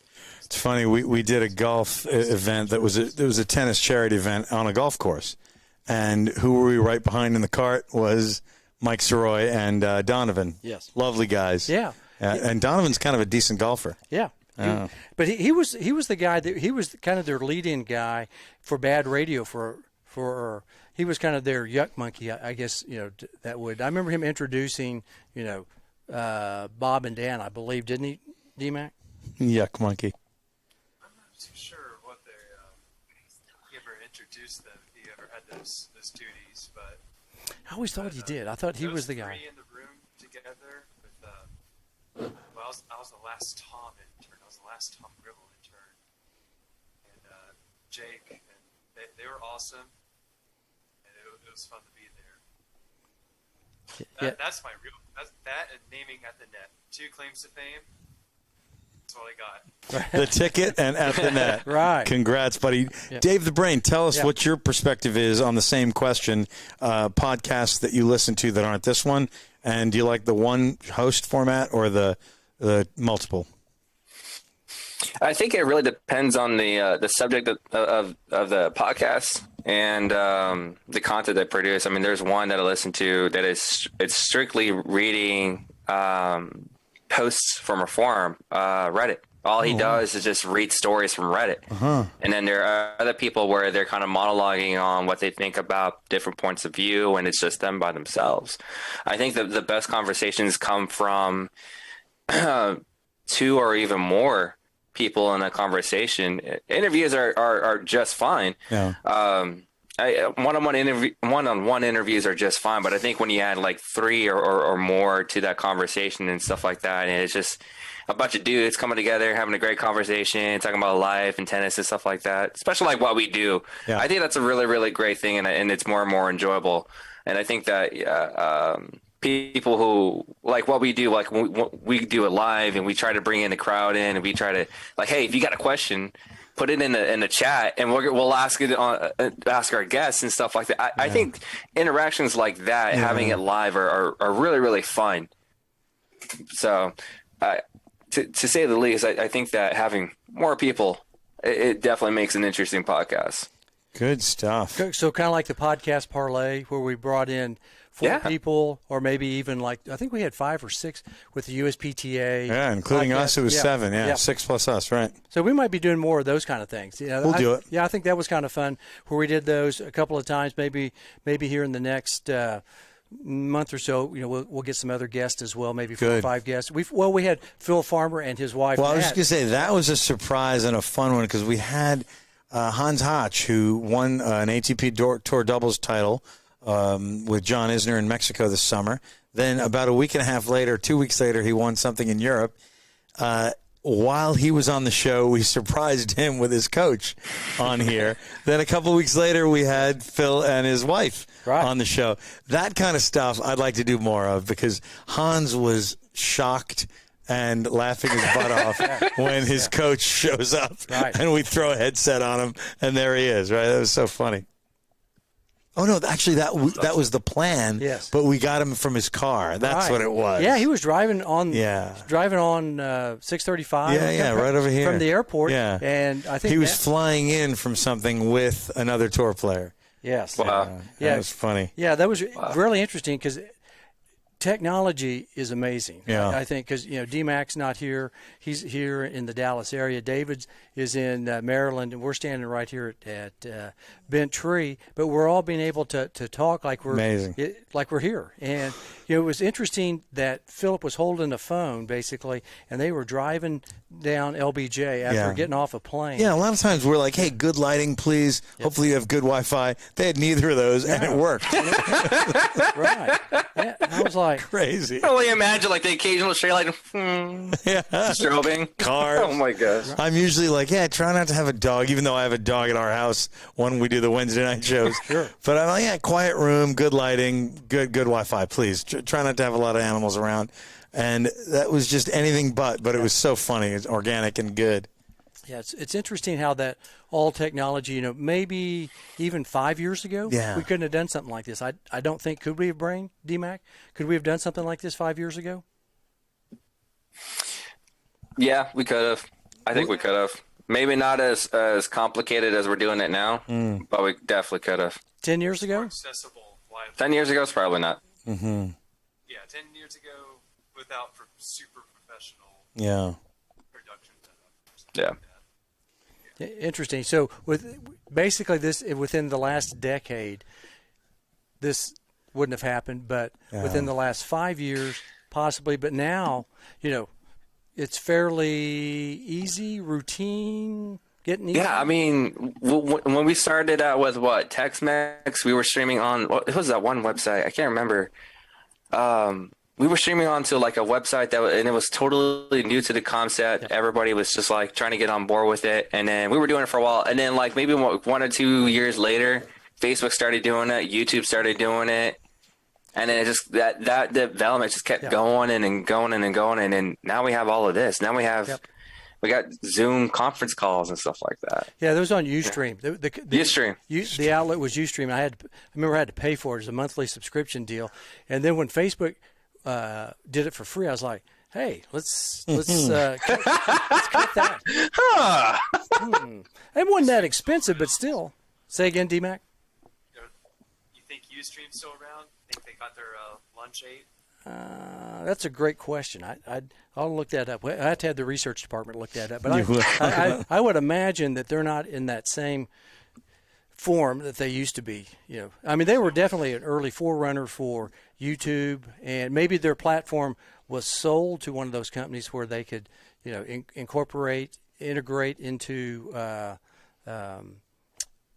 Facebook or a YouTube. But I remember listening or watching on TV or something like that. They said that the NFL or Major League Baseball was going to be on one or the other. It was going to be on Twitter. One of them was going to be on Facebook. And I thought, hey, that was really interesting. I thought, wow, man, that is really something. That was about 4 years ago, maybe, something like that. And I was thinking, this might be something of interest. That's what got me. And then when we cut the cord off of Ustream, because the people had to find us, now all of a sudden we were finding our constituents, which, like I said, it makes me mad that we got kicked off of Facebook, because that's where, eventually I think we'll be back. And you are, just a quick bit of kudos for Craig Bell.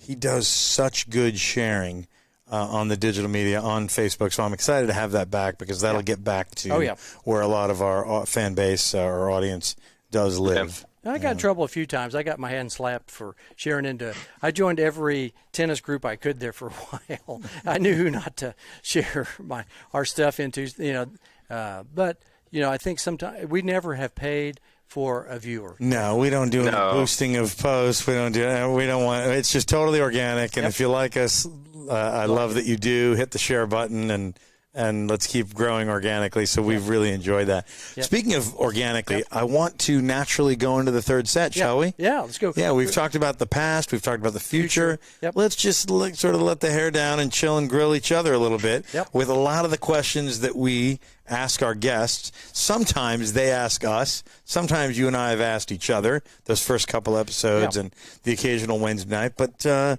let's roll with the third set. Who is sponsoring the third set, CB? Tonight, that would be at the Net Podcast. Be us? No. Master Systems. Master Systems is a great blower desk array. Anybody that needs surface work, nets, any products that's related. Maybe he does hockey and lacrosse too. I don't know, basketball. I've seen him build some sport courts. He certainly does sport courts, and hockky is part of that. Lacrosse. Obviously, basketball, pickleball, and tennis. Touch tennis, I would think, is the next big deal. Yeah. And he does court repair, doesn't he? He does. Repair, not just building. Yep. That building. I was driving down the road the other day, and I saw a court in a complete mess. I mean, he got dirt all over the place, and netting was drooping and everything. I'm like, and the first thing that came to mind was Master Core Systems. The power of an ad read. Yeah. Blower desk array. Anybody that wants to come over, D-Mac, if you want to come over and have some barbecue tomorrow, we'll be at Austin's Barbecue in Addison, right by the Addison Tunnel. So those of you who are in our area, I'll buy you a barbecue sandwich or a barbecue. It'll be 14 American dollars well spent. Right. Wisely. Wisely spent. Wisely. That's one of my favorite Darren McBrayer lines. Oh, my goodness. The greatness of Alibaba. Have you been to the Alibaba lately? Actually, yeah. Let me tell you, it's not $14 anymore. But it's still great. It's still worth it. It's still maybe it's 20 American dollars spent wisely. About so, yeah. Oh, that's inflation. You know what? They can name their price. Okay, it's that good. Yeah. When you said that one time, that was hilarious. I've never eaten there. I've driven by it a million times. What a great line. Yeah, I mean, that is. Hey man, how was lunch? Where'd you go, Alibaba? Yeah. It was $14 spent wisely. We like to laugh at our own stuff. Yeah. Craig, AJ, David, I have to head out right now. Okay. D-Mac, huge thanks. Pleasure. Two sets. All right. Well, we'll miss you. We'll have you back on. What's that? Thank you for inviting me tonight, Craig. Dude, thank you. You're such a big part of us. Thank you. Great. AJ, David, great to see you guys through the internet. Great to talk to you guys.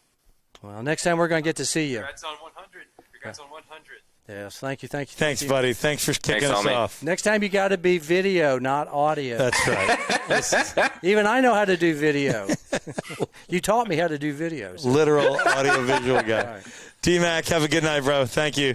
Later, homie. Okay. To y'all do the hard work. David with the credit for the production work. Y'all put it in. Yeah. Thanks, kid. You're part of it. Thank you, sir. At the Net Podcast, there he is. All right. Good night, everyone. Good night, pal. Thank you. Yep. Good night, D-Mac.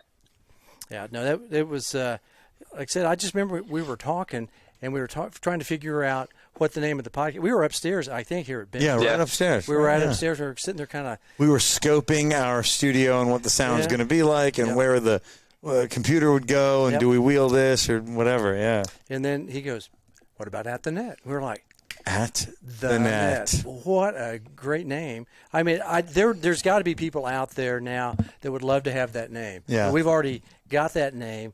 I mean, it's not a royalty or anything like that, but it's a very unique name, and it makes a lot of sense. It conveys the essence of what we're doing. And, a talk show, we're at the Net. And I was like, I mean, how great is that? It's just brilliant. It's so simple, but it's brilliant at the same time. Yeah, where's your talk show? It's at the Net. What do you guys talk about? Well, we're at the Net. And we have the very convivial voice of Margot Carter. That's right. That British accent, Queen's English. Hello. I just. You are at the Net. I know, we always talk about getting other people to do it, and we've had some other people read the stuff, but there's nobody like Margot. It doesn't that like conveys, if we get a demo tape, they're often really good, but. They're often nowhere near Mark. I mean, she hit that thing. Girl's so I don't good. know how many takes she did on that, but I mean that one that she sent to us. I mean, it goes with Jimmy Frank Campbell's James Scott Campbell. It goes with Jim's music really well, and Dave mixed those two. I know he did, and it sounds awesome. I mean, you hit it just right on the nail, volume and everything. I know, and it's like. Hello, right when bam, you're just like, hello. You're right after the drums kick in. Oh man, it's just so good. It got me excited. I mean, I still get goosebumps when I hear that. I love it every time when we cue it up, like that. It's just there's Jimmy with that. Hello, you are at the Net, and welcome, friends, to another episode of the At the Net podcast. Powered by Tex-Mex Productions. It just when you just it just works, and you hit it right on right on cue right there. I don't know what software you were working on, but I mean, like I said, it just nailed it. I mean, that's the best intro of any opening I've ever heard, and to this day it gets my when I hear that going, I'm pumped. Yeah, I'm like, man, I'm ready. I mean, if you want the story behind it, is Craig always laughs. He's like, I can't believe Jimmy didn't really love that song. Yeah, we love that song, and it turned out it's not that Jimmy didn't love it. It's like it's one of your children. You wrote it, right? But the title of the song is Semi-Western, which is a reference to tennis, the grip, but it's kind of a reference to, it's a rock song, but it's kind of country, and he's from, originally his grandparents are from Arkansas,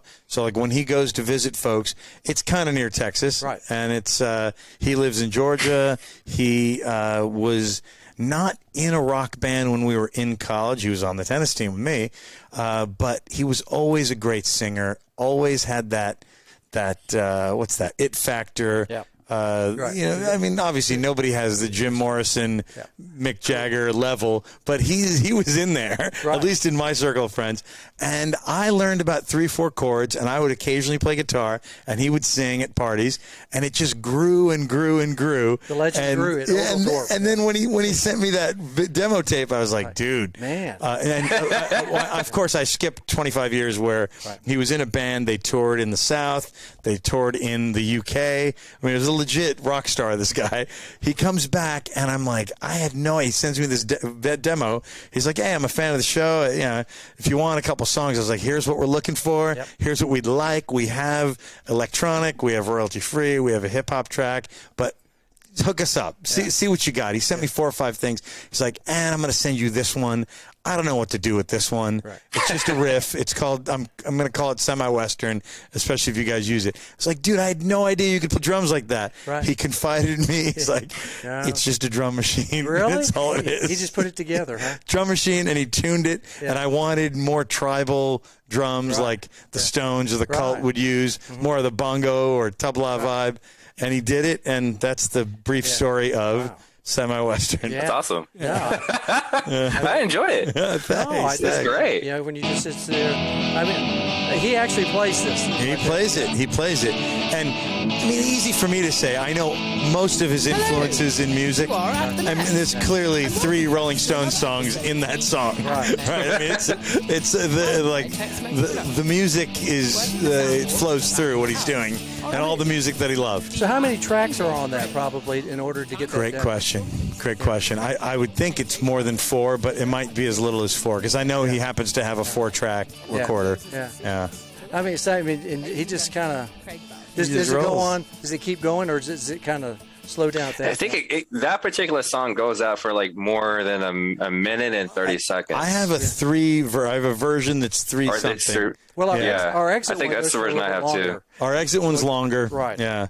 Because it does keep going, but I mean, you hit it right on the note there, Brain, with Margot's introduction. Timing Margot's voice with Jimmy's guitars and drums. Oh, yeah. Man, I mean, I still to this day, like I said, that's the best intro out there. So fun. And good. You know what I do is I watch the people's face that our guests. Oh, our guests always get a kick out of the music. And when the drums kick in, we hit each other's fists, and they're like, "Oh, these guys have it down." Yeah, no, I mean, I sit there and watch it, and you can see people's face actually smile, groove, and smile. Yeah, it's awesome to sit there and watch. That's what it's about. Because I try to check that out if they're paying attention, if they like the intro, and all of them, you can see them smile, and then when we hit fists like that, right there, that's one of those beauties of like Bryce Brothers on the Tennis said, more than one host for sure. Yep. That's one of the beauties of having 2 hosts, and if I may add, also it's like you know how all the good speakers, champion-minded, all the great military leaders, they're always like, hey, wake up, make your bed. Wake up, get your workout in. Like, win the morning. Before even 8 a.m. or whatever, 7:30 a.m., you've won. That's how I feel about our theme song. Like, okay, our theme song is great. We got great synergy. The guest is happy. Yep. He likes the vibe and the song. Yep. And we've won the first 30 seconds. Yeah, it's the little things. It's the little things that makes the biggest difference. The little touches, doing things on cue, having your audio happen on cue, and according to the real-time events that you input. Not only that, but having everybody comfortable on the same happy, screen. Happy. You guys are getting along. Like, I love that you guys go in and talk to the guests before we even start recording. Get them comfortable, just ask them about how their day and their personal life is. Yeah, what have you been doing today? Yeah. And just getting to know them. Little things like that make the biggest differences. I'd like to go back also too, maybe, and get the ones we've not had on video in the past. Because I mean, somebody like Noah Rubin on the tour. Gully. Mm-hmm. We didn't have him on. I mean, we had him on just on voice. So those are 2. Even like Shelby Talcott. Oh, Shelby was amazing. Journalist, award-winning journalist. Yeah, from Fox News. She was one covering the incidents that we'll say of last year. I mean, some people are going to call them riots. Some people are going to call them demonstrations. Right. And this is a normal-sized girl. Normal-sized girl in the middle of just mayhem. Antifa, riot police, BLM. like all kind of, a lot of violence. a lot of vitriol, and this little 5'6" girl who played college and pro tennis is covering it. Yes. And it was just awesome to talk to somebody with that power. Yeah, because she asked if we were going to be on video, if we were going to do audio. At that time, we were audio only. I was up in Utah at my daughter's apartment by myself, sitting there with this laptop right here. That one. And I had the phone, had you all conference called in, listening to the same thing. So it's amazing how we've come a long way in a little over a year and a half. And like I said, the brain, like I said, huge really parts. Interesting. Like I said, when we started doing this back late January, 1st of February, when we did the 6 or 7 tiles together like this, so we knew we could do something really special. So I think we've hit our stride, and all things kind of like what you've done and what Margot's done, what Jimmy's done. Yeah. It all kind of a little village has taken, and we're so proud to have been a big part of all this. And I think we've also created. I've learned a lot of things over the years. Talking to these people, and some things I never thought about. Just in my own pea brain, For sure. Hey, do you have any off the top of your head that kind of made a difference in your way of doing things? Yeah, like I said, probably Shelby the most. Because I was really interested, because I was watching television, and I was really interested in that human side of the story that she created as my buddy Jim Sutter. Oh, yeah. I was really interested in those two aspects of humanity, because they were tennis players, but yet they were covering events that were bigger than just tennis. And tennis is great. We've had some really, some great guests, all these guests, Paul Walker. Tremendous. The gentleman from Florida. He is in a wheelchair, and he coaches wheelchair tennis, but also is the college coach of a college tennis team that's not in a wheelchair. That's correct. These people are running with legs, and he's coaching them from a wheelchair. Right. Yeah, so people Inspiring. that are just beyond doing other things that just besides hitting a ball. I mean, because that's even though that the Craig Cardens and the he's the Gullys inspiring, and the Noah Rubins, all those people, they've been great to talk with and to see their life stories. I just really was fascinated with Shelby. Like how in the heck did a little girl 5 foot 5'6" now she's in the middle of she was an Iowa Hawkeye about 10 years ago playing tennis, and then all of a sudden she's out covering this world event that if she didn't have a press credential on, she might be shot, Absolutely right. And or Jim Sutter, my buddy Jim, going down and actually living homeless, living on the encampment. With those people that you never know if that night someone's going to come over and stab you or something. Those are three really great answers. And if I may share the Paul Walker one, sure. Sometimes I see, as a coach, as a friend, I do some business consulting too, and when I am in there mentoring somebody, whether it's with their finances or in their marketing efforts, or maybe I'm just doing voiceover work for somebody, or maybe I'm just coaching tennis, sometimes I'm like, are you kidding me? Are you that fragile where those little things bug you? I just got off the phone with Craig, and we were talking to Paul Walker, who is in a wheelchair, and he coaches people who are able-bodied. Right. And sometimes it's like, hey, did that bother you? Was that difficult? When you had that accident, what did you like? And he was like, look, it's been this way, and I'm going to control what I can control. And I thought that strength and that stoicism and that, if I may use this word that didn't exist 10, 15 years ago, but anti-fragility. If we can all have a swig of that anti-fragility potion that he's having, this is the deal, man. Yeah. So for me, that was very, very moving, and it has influenced me, not just as a broadcaster, podcaster, consultant, or whatever, but just as a guy, as a human. So I've appreciated that. Yeah. Like I said, I was just thinking about John Williams. Yes. The gentleman who we had on, he's a tennis contemporary of ours. By the way, his son was mentioned somewhere up here in these comments on the show. Yeah, Walt, who I saw today at a tournament. Oh, did you? He was the tournament director of a pretty big top-level local tournament. His dad's basically a rocket scientist and ended up, just didn't want to do that basically, and ended up being a tennis pro in Enid, Oklahoma for a number of years and put out a bunch of good players. And brought the science to tennis. He really brings... He blinded us with science. He blinded us with science. Brain doesn't get that reference. That was Thomas Dolby. Thomas Dolby, Science. 1983, I think was she that hit. blinded me with Science. I showed amazing song. One of the little girls that works over in fitness. Yeah, she was working on a science project. I go, oh, you blinded me with Science. And she's like, what? I go, no, MTV, Thomas Dolby. And so I showed her the YouTube video, and she goes, "Oh, that's kind of catchy." That song rocks. No. Have you ever heard that song, Brain? No. Oh, I'm gonna have to Google this as soon as we're done with this. I better not play it because we'll get kicked off. Oh yeah. It's not. Thomas Dolby, She Blinded Me with Science. That was an MTV classic. Yeah. It was on for probably years. MTV back when they played videos. Yeah. I was about to say only when they play music videos. That's music correct. Television. Can you believe that? Yeah, it's a really funny video. It's very kind of apropos for Halloween because they've filmed this thing in kind of I would say a mental hospital. So you're kind of like, what? It makes no sense. I don't know really what it is, but it's actually a little catchy tune. He was on, I looked it up, top 5 in the U.S. on Billboard Hot 100. Wow. In about 1982, 3, somewhere in that time frame. And then he was number 1 in Canada. So I guess Canadians love Thomas. They love techno. Yeah. So it's a pretty funny. The tournaments I played up there is like, immediately when you cross the border, they're listening to less rock, more techno. Yep. I mean, I'm talking about New York to Montreal, but also Seattle to Victoria. Unless it's Rush. Unless it's Rush. Then they're back to the rock.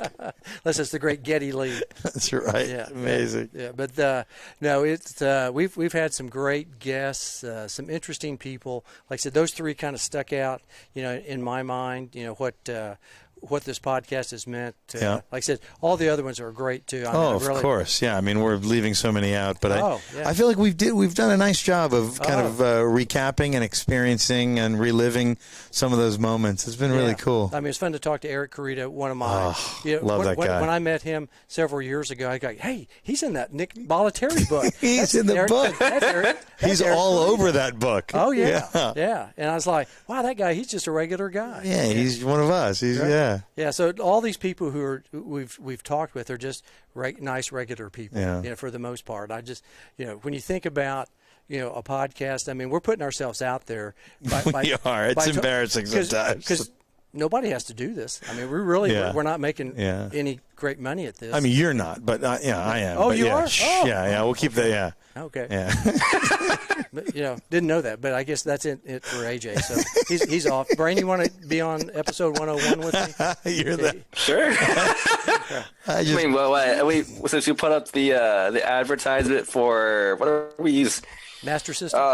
No, Anchor FM. I mean, Anchor. I made an advertisement.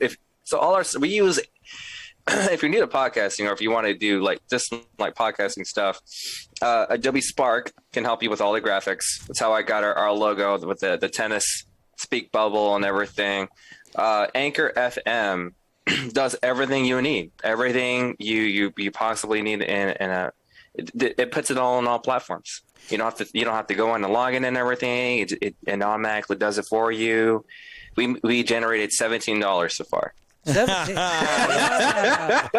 17. Wow.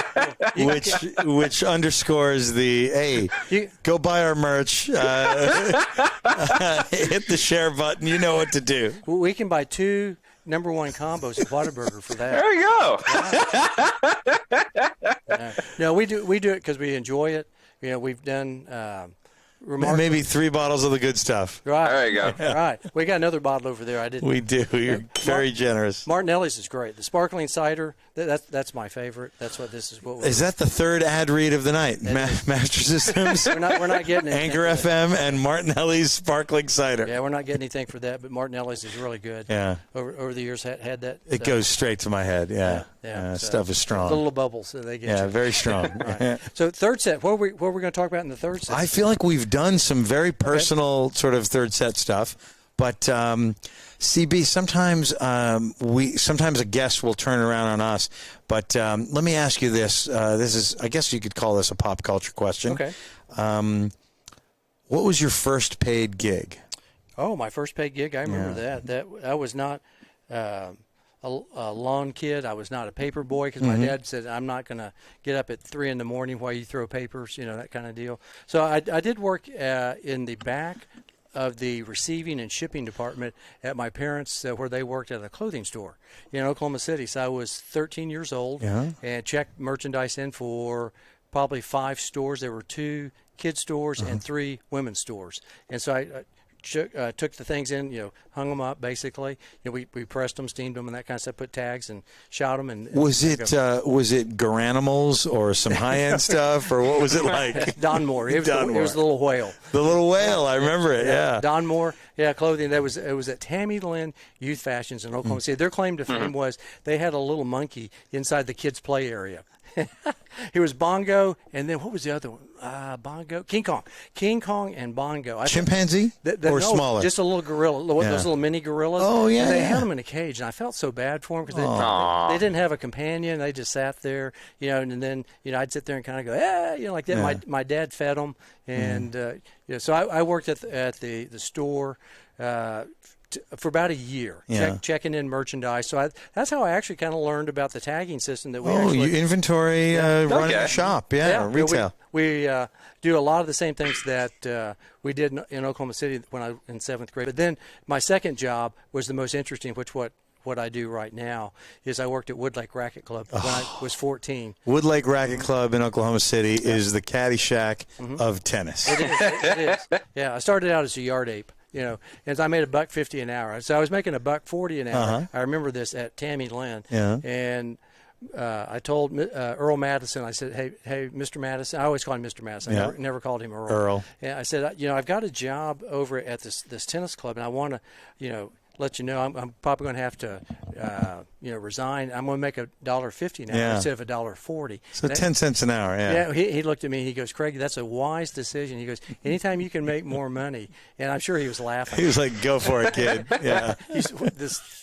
14-year-old kid is getting out on me on 10 cents an hour. But no, he wasn't thinking that. But I think he knew that I liked tennis, and I still talk to his son on Facebook some. His son's name was Guy. Guy Madison. Madison. Not the actor. No. But Guy Madison in Oklahoma City. And I told Guy several times, I go, your dad taught me, a lot of life lessons, and I, appreciated the opportunity, to work at that clothing store because it really set me up in how I kind of think about inventory and what we do here.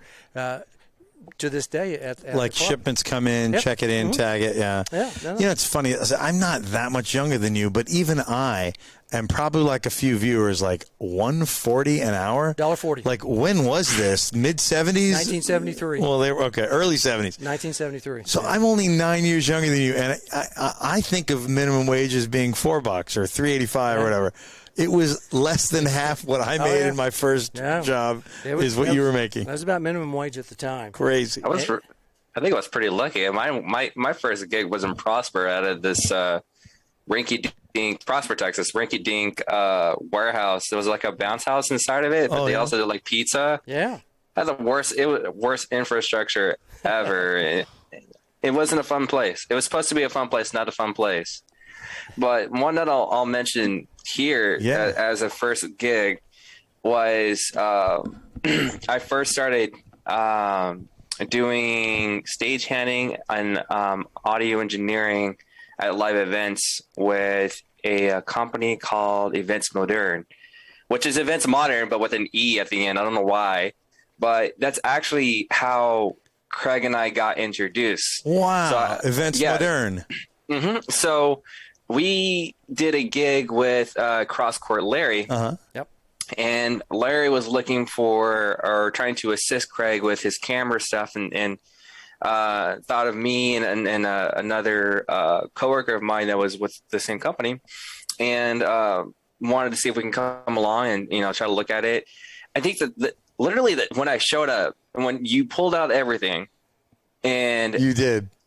Yeah, you pulled out everything, and within like a minute, I had everything rolling. Yeah. Or within like 30 minutes, I had all the cabling and figured everything out, how to get everything live and rolling. No, I remember that we were upstairs, and I was like, damn, he knows how to use this. He really knows. Yeah, because Tex-Mex was Tex. I was the Tex, and Mex was Ramiro Gutierrez. Yep. Shout out to Ramiro. Unfortunately, he passed away a number of years ago. And so I was at a quandary because we had all this equipment, and I didn't know how to use it. I was the guy who was just out there getting gigs. You're the on-air talent and the booking guy. I wouldn't say talent, but I was front of the house, and let's say Remember was back of the house. Back, yeah. He was better at back of the house than I was at front of the house. I had no idea what was going on. And Dave, fortunately, like you said, cross court Larry. We have nicknames for everybody. That's always. Everybody's got a nickname. And Larry York introduced me to Dave, and I said, well, I got some equipment. Do you think you might want to come over and look at it? And oh yeah, let's come over and look at it and see what you got. And it's like, because I was like, I don't know what I'm up to. I gotta be honest with you. Before that was probably like the fifth time I've ever touched cameras. Oh really? You just got good at it. Oh, okay. This is why we call him Dave the Brain. Dave the Brain. He figured it out. See, I knew it. Yeah, and then Darian came on. Yeah. He was working at our fitness facility, and about that same time he was in college at the time. I think he was, and he was just taking what was his video? What was his degree in video? AV. Yeah, and I remember talking to him over at the fitness facility when I was exercising. I go, "Where are you going?" He goes, "UT Dallas," and I said, and he had some audio video. Background, and I go, hey, would you like to come over and look at some, not like I'm being weird or anything. Yeah. Hey, little kid, would you like to come over? Hey, young fella, a little kid who's this tall, yeah. No, I wasn't doing that. I just said, hey, I got some really interesting equipment. Would you be interested in seeing if you might be interested in working with me? I don't know, and we know this guy David.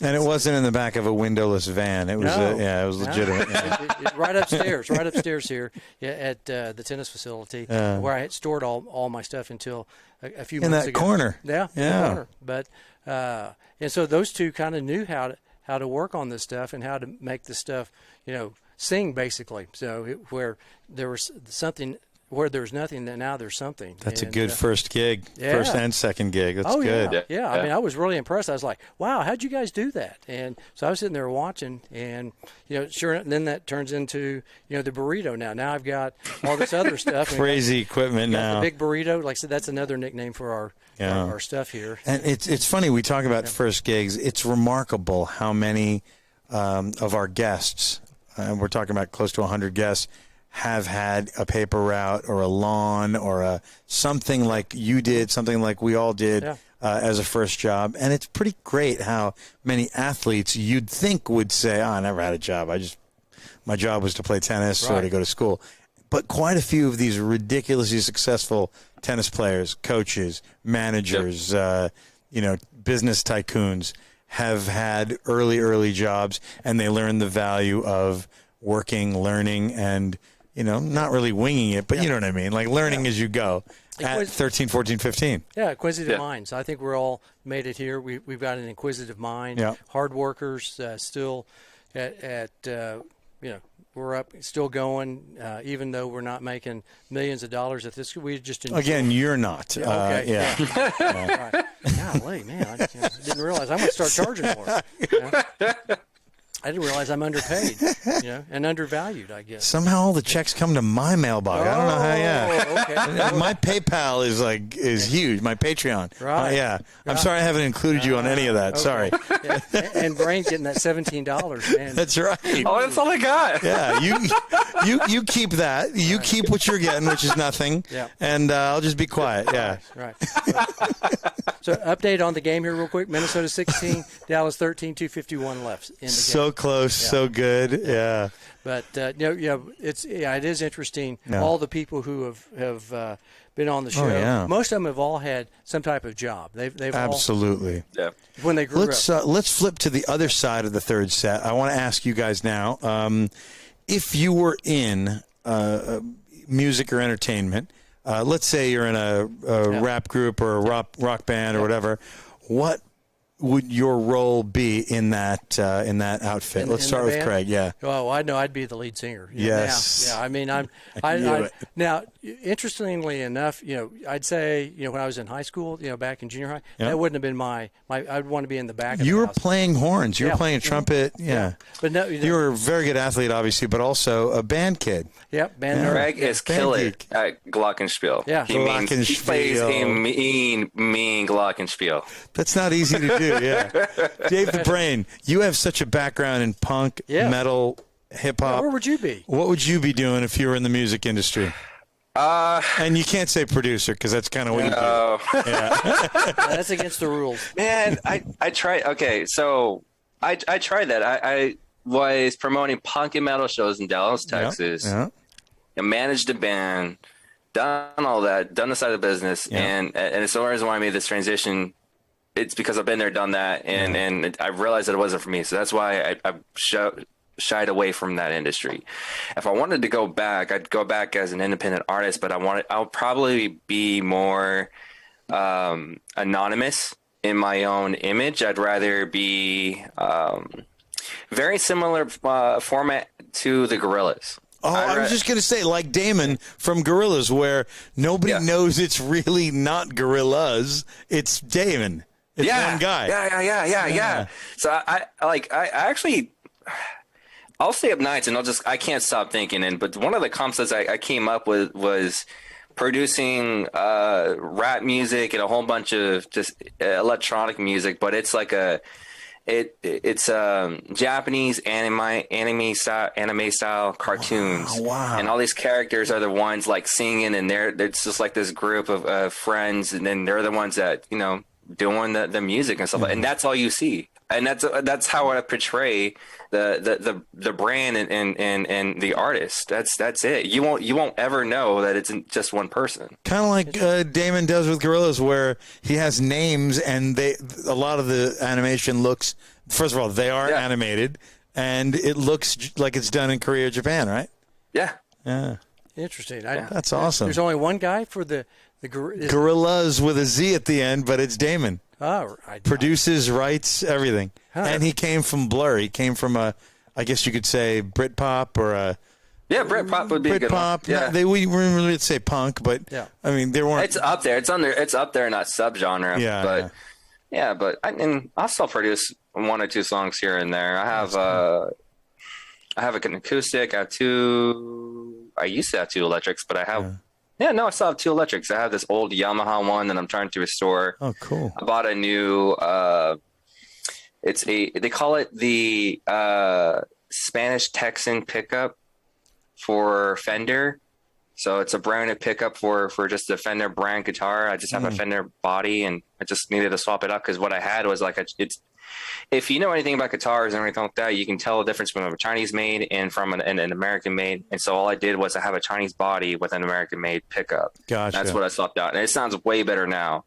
I got a keyboard. I got a bass. I used to have a djembe, but I donated that to a church when I was playing the djembe at the church. I love it. But yeah, I'll also compose one or two songs. Like I finished one 2 weeks ago. So not lead singer. No, not lead singer. It's funny. A high number of our people had a similar answer on the first job. I believe it was 68% of our guests wanted to be lead singer like you. Yeah. I think so. I always thought it'd be interesting to be like I don't know if I'd act like Jim Morrison, but just to be a Jim Morrison. Oh my goodness, leather pants. Leather pants. Yeah. Now the guy, I did see this group in concert in Boise, Idaho. Oh yeah. And we got to be on the floor because a couple of guys we were standing around, and this kid that I still don't know his name, I can't remember, but we beat the roadies in some like 2-on-2. Oh yes. And so they go, okay, you guys get free tickets. Yeah, you're in. You were in. That's awesome. Yeah, and we saw Van Halen. Come on. And David Lee. It was the Jump Tour when he became 1984. This is 84. Yeah. 84. In fact, the name of the album, 1984. So he came in on like the trapeze, whatever. Yes. Yeah. And Eddie was cables way up high playing the piano. And keyboards. Okay. Keyboards way up high, like on about 50 stories up off the stage, and came down. No, it was really quite the show. So we stayed at the same motel that these guys were staying with. And I had a few beverages. These guys meaning the roadies or the band? Van Halen. I talked to Alex, Eddie, Dave, all those guys. Talked to Alex at the bar one night. I had a few soda pops. I love it. Back in the day,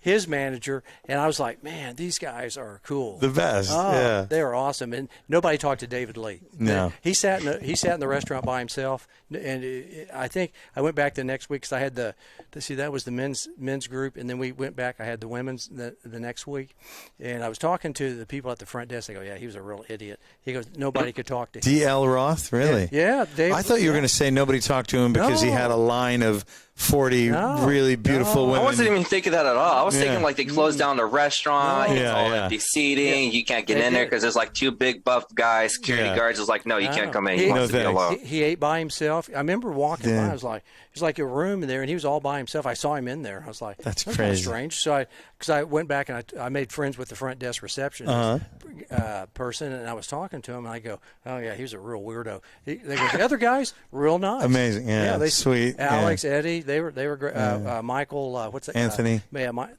great guys. But David Lee, you get fired if anybody asks for an autograph, everything. No, but I just thought, but he was the king of my era of, I think, frontmen. Oh, for sure. Yeah, he was weird, but still, he put on a tremendous show that night, and I was like, man. And the band completely changed when he was not a part of it anymore. Yeah, I'm a Van Halen, not Van Hagar. Not Van Hagar, but Halen, I like it, and I like Sammy Hagar. Yeah, there are a couple good songs, too, but to me, that band did not really die. That's not fair to say, but something died when that album was done, 84. Yep. And then a year or two later, it was, I forgot the name of it, but it was 5150. 5150. That's it. Yeah, I know those guys. Yeah, you well. do. Yeah. Kind of like you start pulling. That's right. I can put. I was thinking OU 812, but that was later. Right. 5150 was the one you're talking about. Right. The first Van Hagar. Yeah. They were pretty good band at one time. Oh yeah. Even though I have other favorite bands out there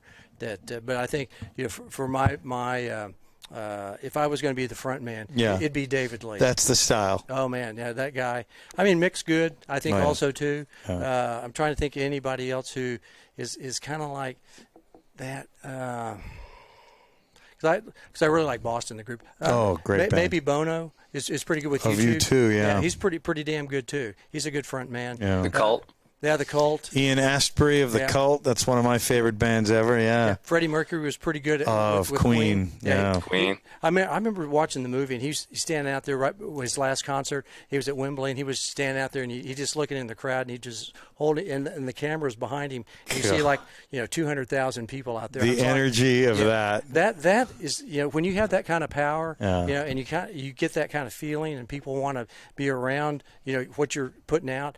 That's why you want to be the front man. When you start feeling that, you're like, whoa, that's got to be intoxicating. When you go, hey-oh, and then the crowd goes, hey-oh. They start going back. They start playing off that, and I was like, man, that's interesting. That power, that's intoxicating. That's right, to move and motivate that many people at one time. I believe it was either Eric Carita or Fred Viancos who we had on the show, and they were both like, you don't need any drugs. That's the stimulant. Yeah. There's no need for alcohol or drugs when you understand what that is. Well, and what's the word of the night? Euphoric. Euphoria. And that gives you that euphoric feeling that you can't do. You're bulletproof kind of at that point because you hold that many people in your hand right there. And Fred Bianco's a great guest too. Another amazing guest. I forgot about him. Yeah. And the stories about him at the concert.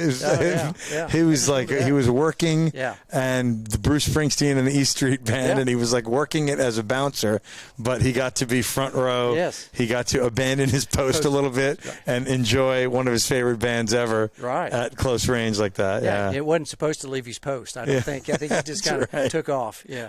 Just funny stories, something he would never do now as a responsible 50-year-old, whatever, 60-year-old man, but back then he did it. Or DeFord DeCaris, maybe with his ghost story. Oh, that we're getting to that for sure. Okay. DeFord, Tennis House, 100,000 subscribers, amazing guy, technical, so humble, and like us, he's gotten a impressive number of really, really great guests.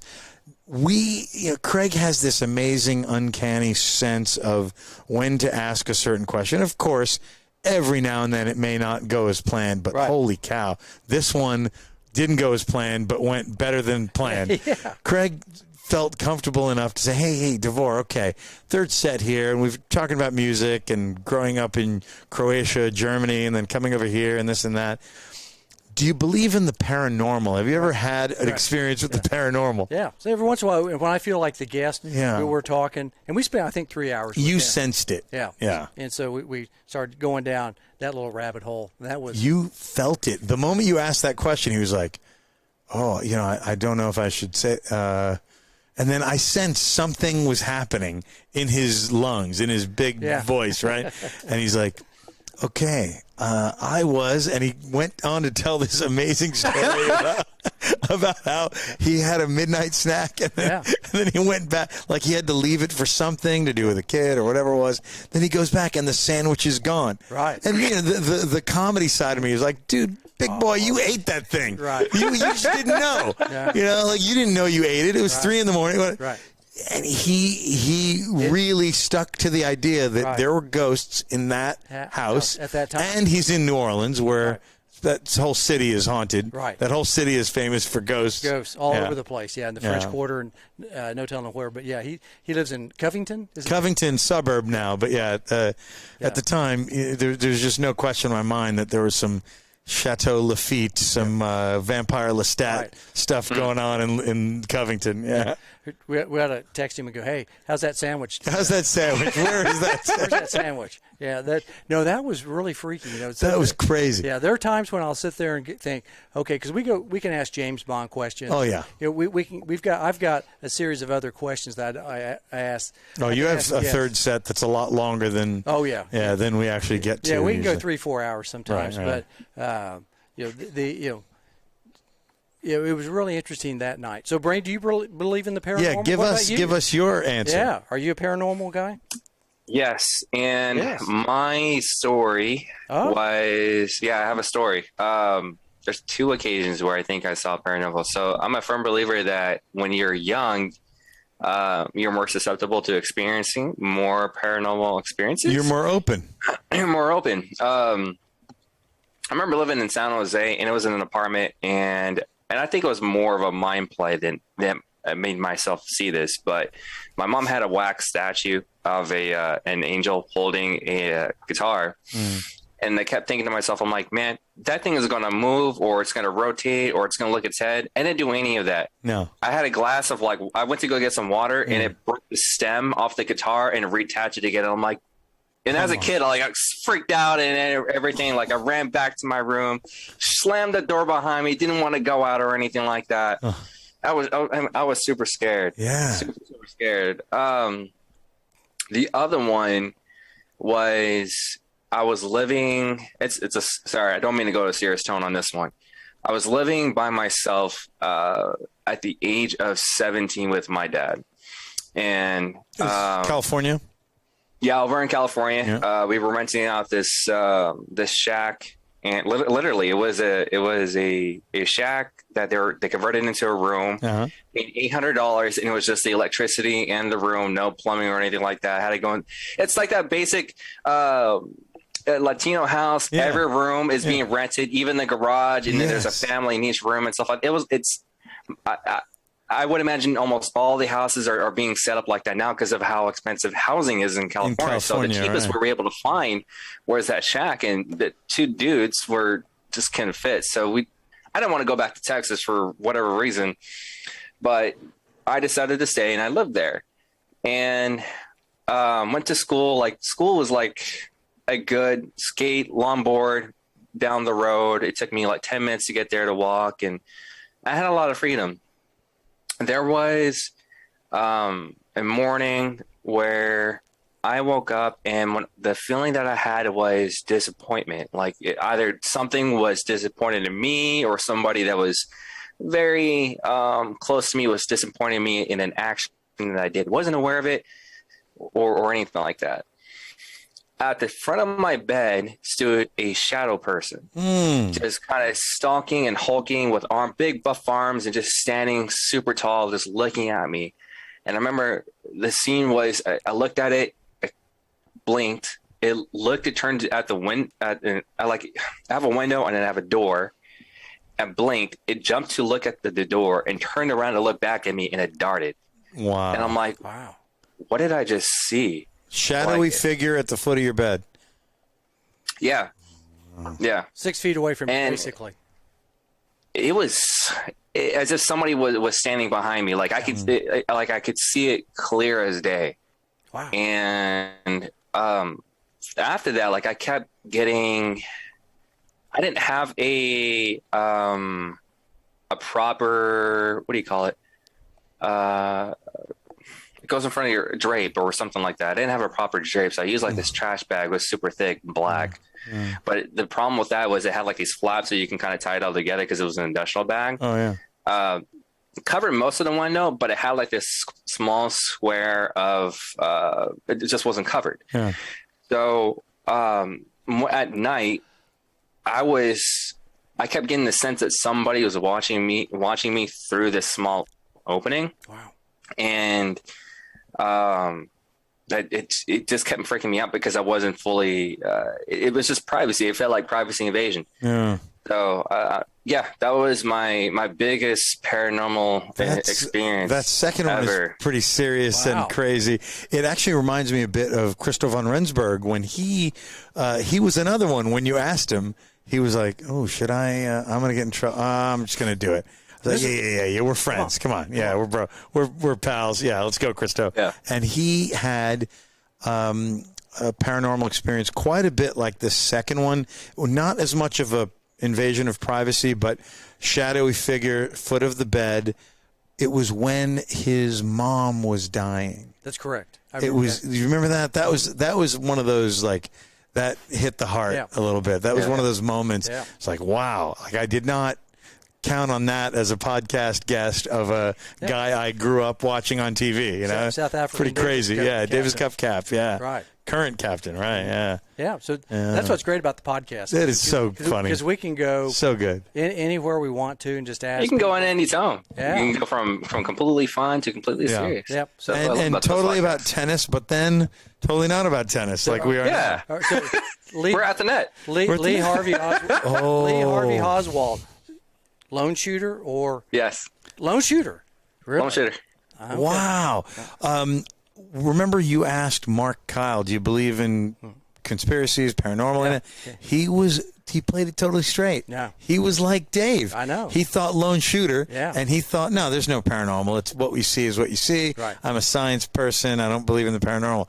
And I thought, that's not in character because he is so like right-brained and crazy and creative. Right. I mean, the dude's a producer and a filmmaker while still playing on the tour. Right. Like that guy is creative. Right. And he was very by the book, straight down the middle when it comes to paranormal. I'm going to have to disagree with you. I think I'm with you, brother. Multiple shooters.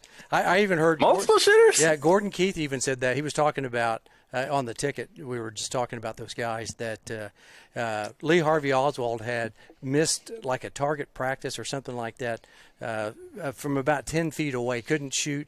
There was something that they were talking about, and I was like, what? Oh, no, it was Ed Wallace. It was Wallace. It was Ed Wallace. The car guy with the long hair. Yes. Yeah. He has no hair on top, but he has lots of mullet. Yeah. mullet hair. He did a thing on JFK. Okay. A 4-part episode on KLIF on Saturday morning, his car show. Yeah. And he does the backside of American history. So it has nothing to do with the car industry most of the time. But fascinating deal. But he was talking about JFK and Lee Harvey Oswald. This was this last segment, and segment 4. And they were talking about Lee Harvey Oswald being a fairly poor shooter. And he couldn't do some routine test that they gave him, and he kind of he didn't put his input in on what he thought. He just said that Lee Harvey didn't pass something. It was really kind of strange. You're sitting there going, and so this guy shot 3 times, from about 400 feet, 300 feet, something like that. Yeah. And he just lets you make your own assumption. And I'm sitting there going, because I've been up there. Have you been up in the 6th floor museum up top? I've out of my entire decade of spending in Dallas. You never haven't gotten up there. We'll take Dave, that's kind of like me living in Berkeley, San Francisco, and Marin, and I never went to Alcatraz. You never went over? And then like years later, after I've been living here for X number of years, you visited? I went back, and because I was with wife and kid, and we're like, yes, we're doing Alcatraz. we're getting like advanced tickets to all this stuff that I didn't have the forethought to do when I actually was in the moment. So the guys who escaped, did you think that they swam across and made it, or did they? I actually think they may have gotten swept by the sea. I was watching. It's funny to mention. I was actually watching a documentary from like the Discovery Channel when they gone over. It's like it's like Drain the Water or something like that, where they scan the ocean and like scientifically based off of these, land carvings, they should have drowned. They should have the boat should have failed, and I firmly believe that. I firmly believe that if they have drowned and they got drifted out into sea.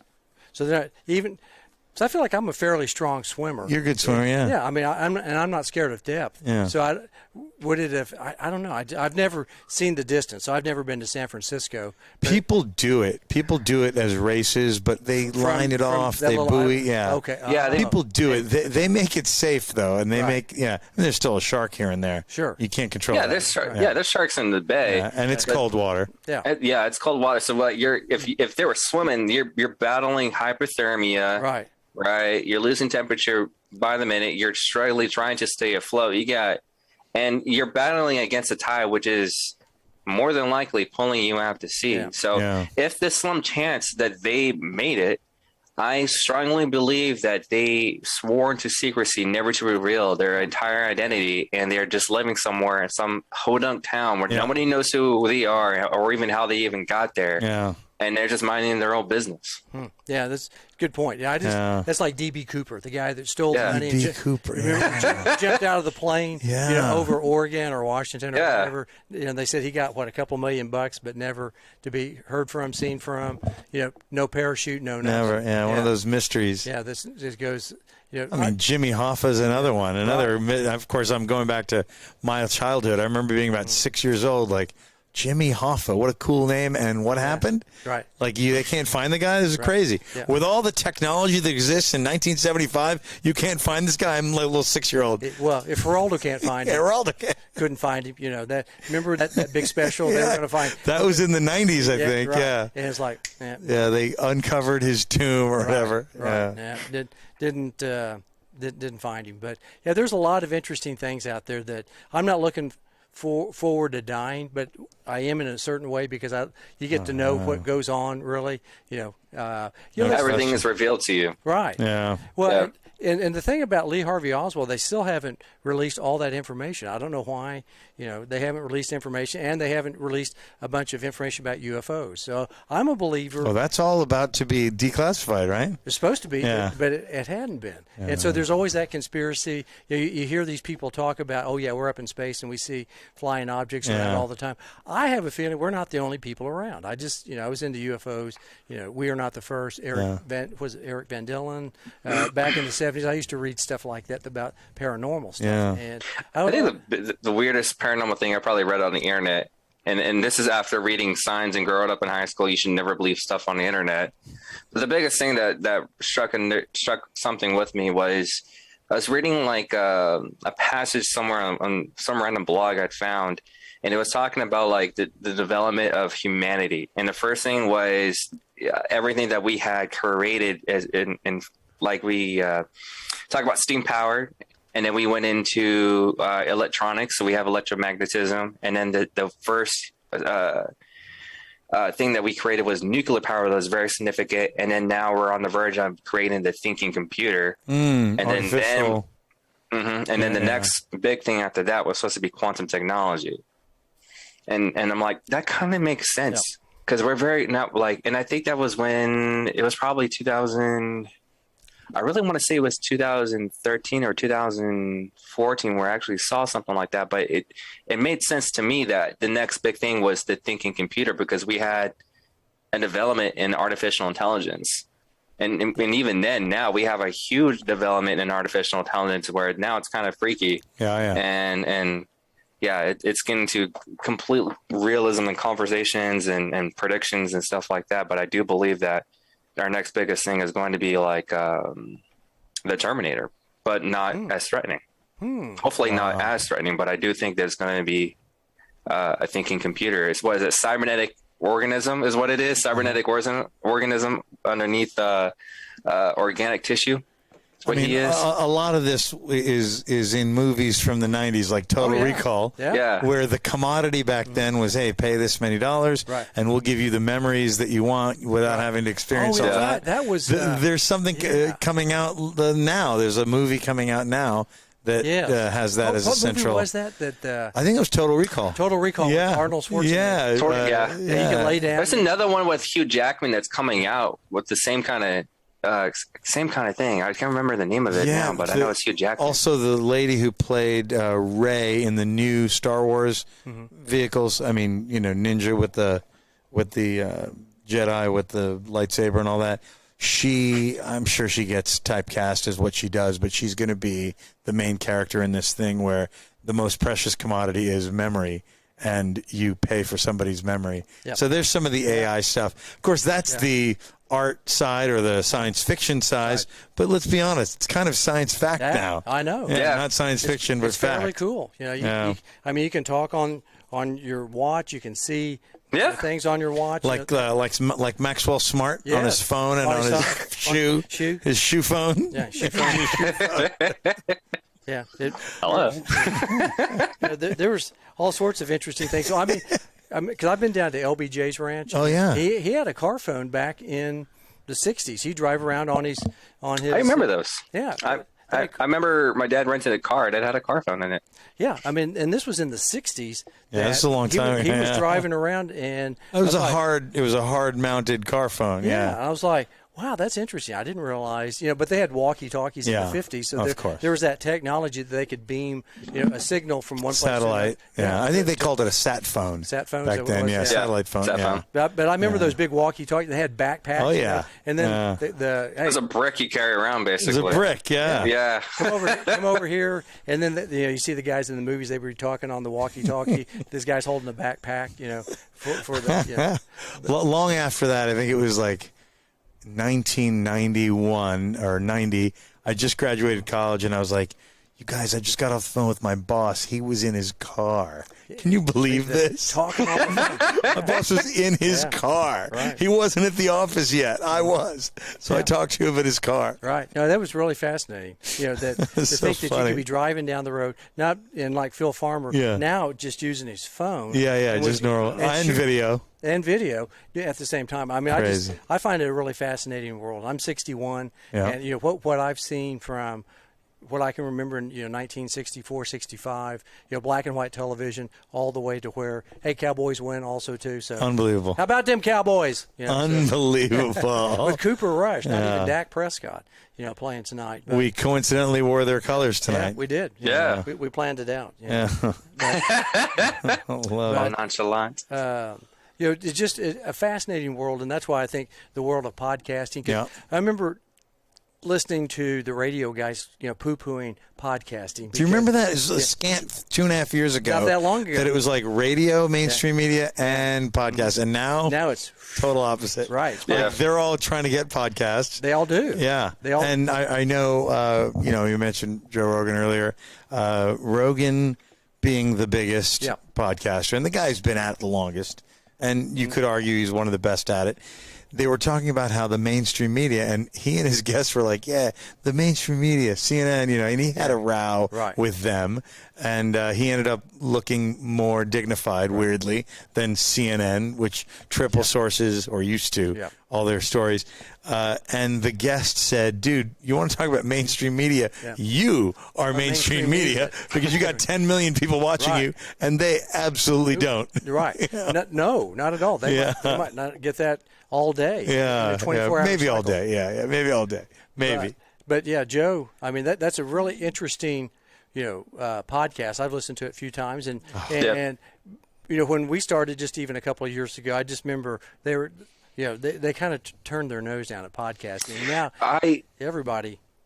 I predicted that this industry was going to boom. I remember coming back from North Carolina, and I remember just thinking to myself that podcasts are just going to boom. And then I got introduced to this guy who's a good friend of mine that works at a studio, does all the hip hop and stuff like that. We're chilling out, and he records.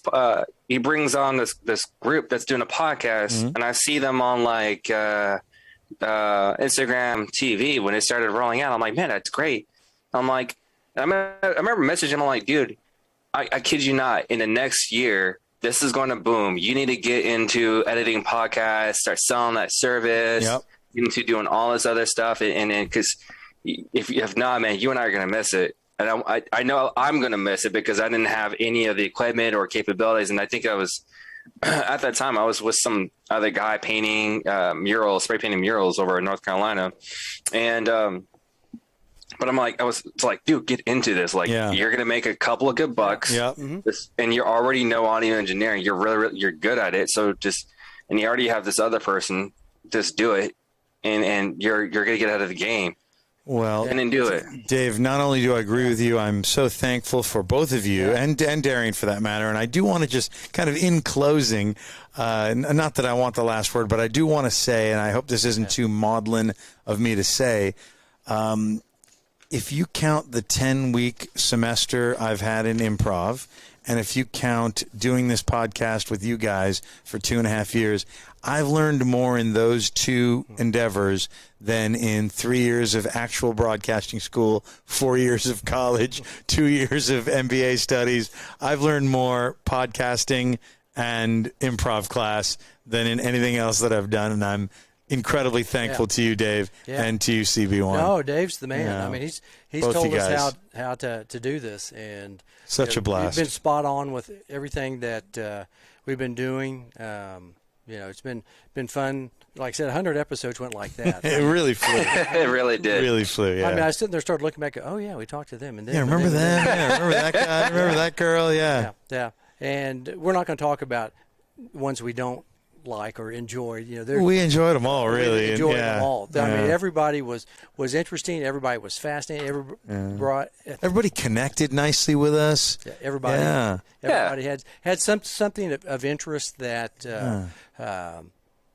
they could bring to the table. Yeah. It's just been a fascinating look at a sports group. Everybody's got a story. I think everybody has a story, and we've done a good job, I think, of bringing those stories out. They in the first set, second set, then the third set, we kind of get to know a little bit more about them, because we've went from 5 sets down to 3 sets, even though that we tried to pare this thing down. I remember we were talking about 45 minutes or an hour. It was hard for us to always. It was so hard. And even tonight, we're almost at 3 hours. Yeah, so we're going to cut off here in a bit. But people at home, hit us with, do you like the 3 sets? Do you like background, then current and future projects, then pop culture? Do you like? Do you want us to switch that up a little? Hit us with comments. We're going to process. Well, of course, we always listen to our listeners, and we just love you guys, and very thankful not just for these two guys and Darian, but for you listeners too. So thank you. No, it's been fun. Absolutely concur. We appreciate Brain putting this thing together. I mean. When he goes, oh, yeah, I can build this big burrito. And we're like, what? It's like, man, he goes, yeah, I got this idea about how we do this. Yeah. And folks at home, you don't need this for podcasts, but my goodness, when we go on the road and do courtside commentary for tennis, pickleball, whatever, pro events, whatever, this thing is unbelievable, even in the middle of nowhere. Yeah, it gets a lot of looks. And we roll. Oh, ESPN 3. It's like, what is that? Oh, my gosh, yeah. Do you remember that? That's one of those memories. Yeah. I mean, it's not really the podcast, but we did do a Wednesday night episode from there. But when we broadcast a professional event alongside ESPN, Dave, what was their reaction when they saw you and you and Darian, all your stuff? They're like, how are you guys doing it? And I'm like, everything's on the computer, and I'm looking at their setup. They have a case just for the cameras, a case just for the screens, everything. It was a mixer, and it was just all this cluttered mess and everything. And I'm like, dude, just put it all on one thing. It'll make your life easier. And setup will be a breeze and everything. No, they were salivating. They're like, looking at it. They were like, oh my god! And they wanted to set up. They wanted to set up a time with you guys to like take us to dinner to learn how you do your stuff. It's amazing. Yeah, and these guys are supposed to be. ESPN 3, They're a couple hoity-toity. Right. They're the TV looking down on the little guys like us that, we do it for the enjoyment. We love it.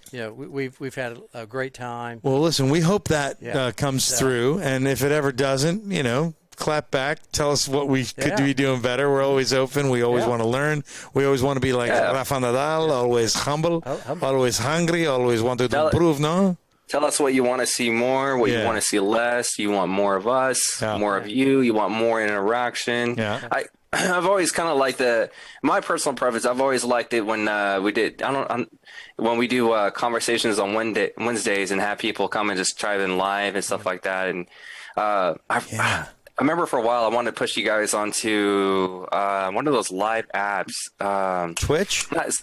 No, it was a Sports Talk or something like that. Oh yeah. Was it Green Room? I think it was Green Room. Yeah, it was Locker Room. It was one of those ones where you just kind of call in. It's basically like you're talking to. It's a conference call, but it's like any other subject. And I'm like, it'd be kind of cool. Like people just call in and stuff like that, and you're just having a live conversation on whatever sports topic it is. Or it doesn't even have to be a sports related topic. It's just you guys are just great at just getting into any conversation about anything and just going on about it. So what about Clubhouse? You think we should do That's the one I was looking for. Clubhouse. Okay, yes, Clubhouse. Right. Our buddies, Brothers on Tennis are on Clubhouse. They're on no, you know what they're not Miles is, but they are on Green Room, which used to be the Locker Room app. Yes. So that was more sports, and when they changed the name to Green Room, I think they were trying to be a little less sports only and more music, entertainment, everything. Yeah. A little more broadcasting variety. Yeah. No, it's been a lot of fun. I thought Clubhouse might be the one that you're talking about because that's our buddy Rich Nair. He's on Clubhouse. Monday he does Tennis Boom Radio. I've been a part of that some Mondays. He's a blast. He's an amazing guy. Yeah, and he was a guest. He was a remarkable guest. Yeah, he was one of those where if you were to ask, okay, who was the guest who you felt was most vulnerable? He comes off as of course, an amazing writer, brilliant guy, German, who came to this country, but he was so vulnerable. He told us. Do you remember this? Sorry, I think I came in like one morning when he's starting out, and he was like, AJ, I love you, brother, but you can't go on like 7 minutes talking because it'll just be a show about you. That was on his show. He took completely over, and I'm like, really? That happens? So funny. Like, wow. I think I guested on his show with Bill, and he had about 5 of us, and he was like, all right, we got to keep it short, and he made that comment. But when he was on our show, the vulnerability thing was, you might remember this, where he said, when I started playing tennis, it wasn't back in Germany. It was here in California, he said. And he said, I quickly was told that nobody ever wanted to play with me. Yes. Do you remember this? Yes. And he's like, I was just such a jerk. I think he used the word asshole. I think I was just such an asshole to everybody. I was an elitist. I was this and that. And he just went on and on about how bad he was and what it took for him to change, and now he's the Pied Piper of tennis. He runs leagues, mixers, and really, really well, evidently. And he teaches people how to do it too, which is kind of cool. He's got a new forum coming out. Speaking of ideas, we got to do like an event just all about a mixer or just a tennis event, like live, live tennis event. But it's it's the podcast. You guys are doing the podcast live with an tennis event going on in the background. We need to do that. That's late night. That's the late night. That's the late night. Yeah, when that's back on in a year, let's do it sooner than that. But maybe we do it at the Dallas Open. I don't know. Maybe we do that. Yeah, well, if they pay us, we better not do kind of schlock it up. The late night's how this all started, really. That's right. These courts are live streaming real tennis. Yeah, and we get kind of crazy on the late night because we don't talk about tennis all the time. And I remember a couple of times I got chastised, like, "Hey, can you tell us what the score is or what's going on?" on Facebook, right? Right. Yeah. I was like, "Hey, no, this is my you know what? Yeah, we're riffing. Yeah, we're just yeah. Oh yeah, and it's 30-15. So it's been funny how this thing. Did they derail it when the Germans bombed Pearl Harbor? No. You let him. He's rolling. Right. It's okay. The man's moving. He's moving. Don't stop him. No, well, like Cliff Sheets, when we get Cliff Sheets on, he's like our buddy George Schilberg. When Dr. Cliff gets on, we start talking music and whatever. Yeah. Right. Now he's funny. He's a funny he's hilarious, individual. Yeah. He comes out and teaches a little bit here. And tennis, literally when I walk out there and start talking to him, it's an hour later. I was like, damn, I was going to lunch. What happened? Yeah, what happened? But anyway, so we've had a lot of fun. we've taken 2:45. We've right now. rocked almost 3 hours. And Brain, it's almost midnight. Dave the Brain, you go back to the family and everybody, and we're about to sign off. This was an amazing, wonderful experience, not just tonight, but 100 episodes with you, pal. Yeah, so thank you, and thank you. Yep. Really fun. Big thanks there to the Brain who made this all possible from the technology. We couldn't do this from No, thank you guys for the opportunity. Wow. No, thank you. We appreciate that, and we miss you, seeing you here in the Texas area. Yeah, we miss you live, but we love seeing you Sundays virtually. And everybody, cheers. Yep. Big thanks to you listeners. Thank you all. Yeah, thanks to the Brain for making this all happen for us. So cheers, everybody. Cheers. Cheers. So, all right. We better let's call it. Let's wrap it up. Let's call it a night right there. Love it. Exit music by James Scott Campbell. Is it? Yes. There we go. Okay, we'll go James Scott tonight.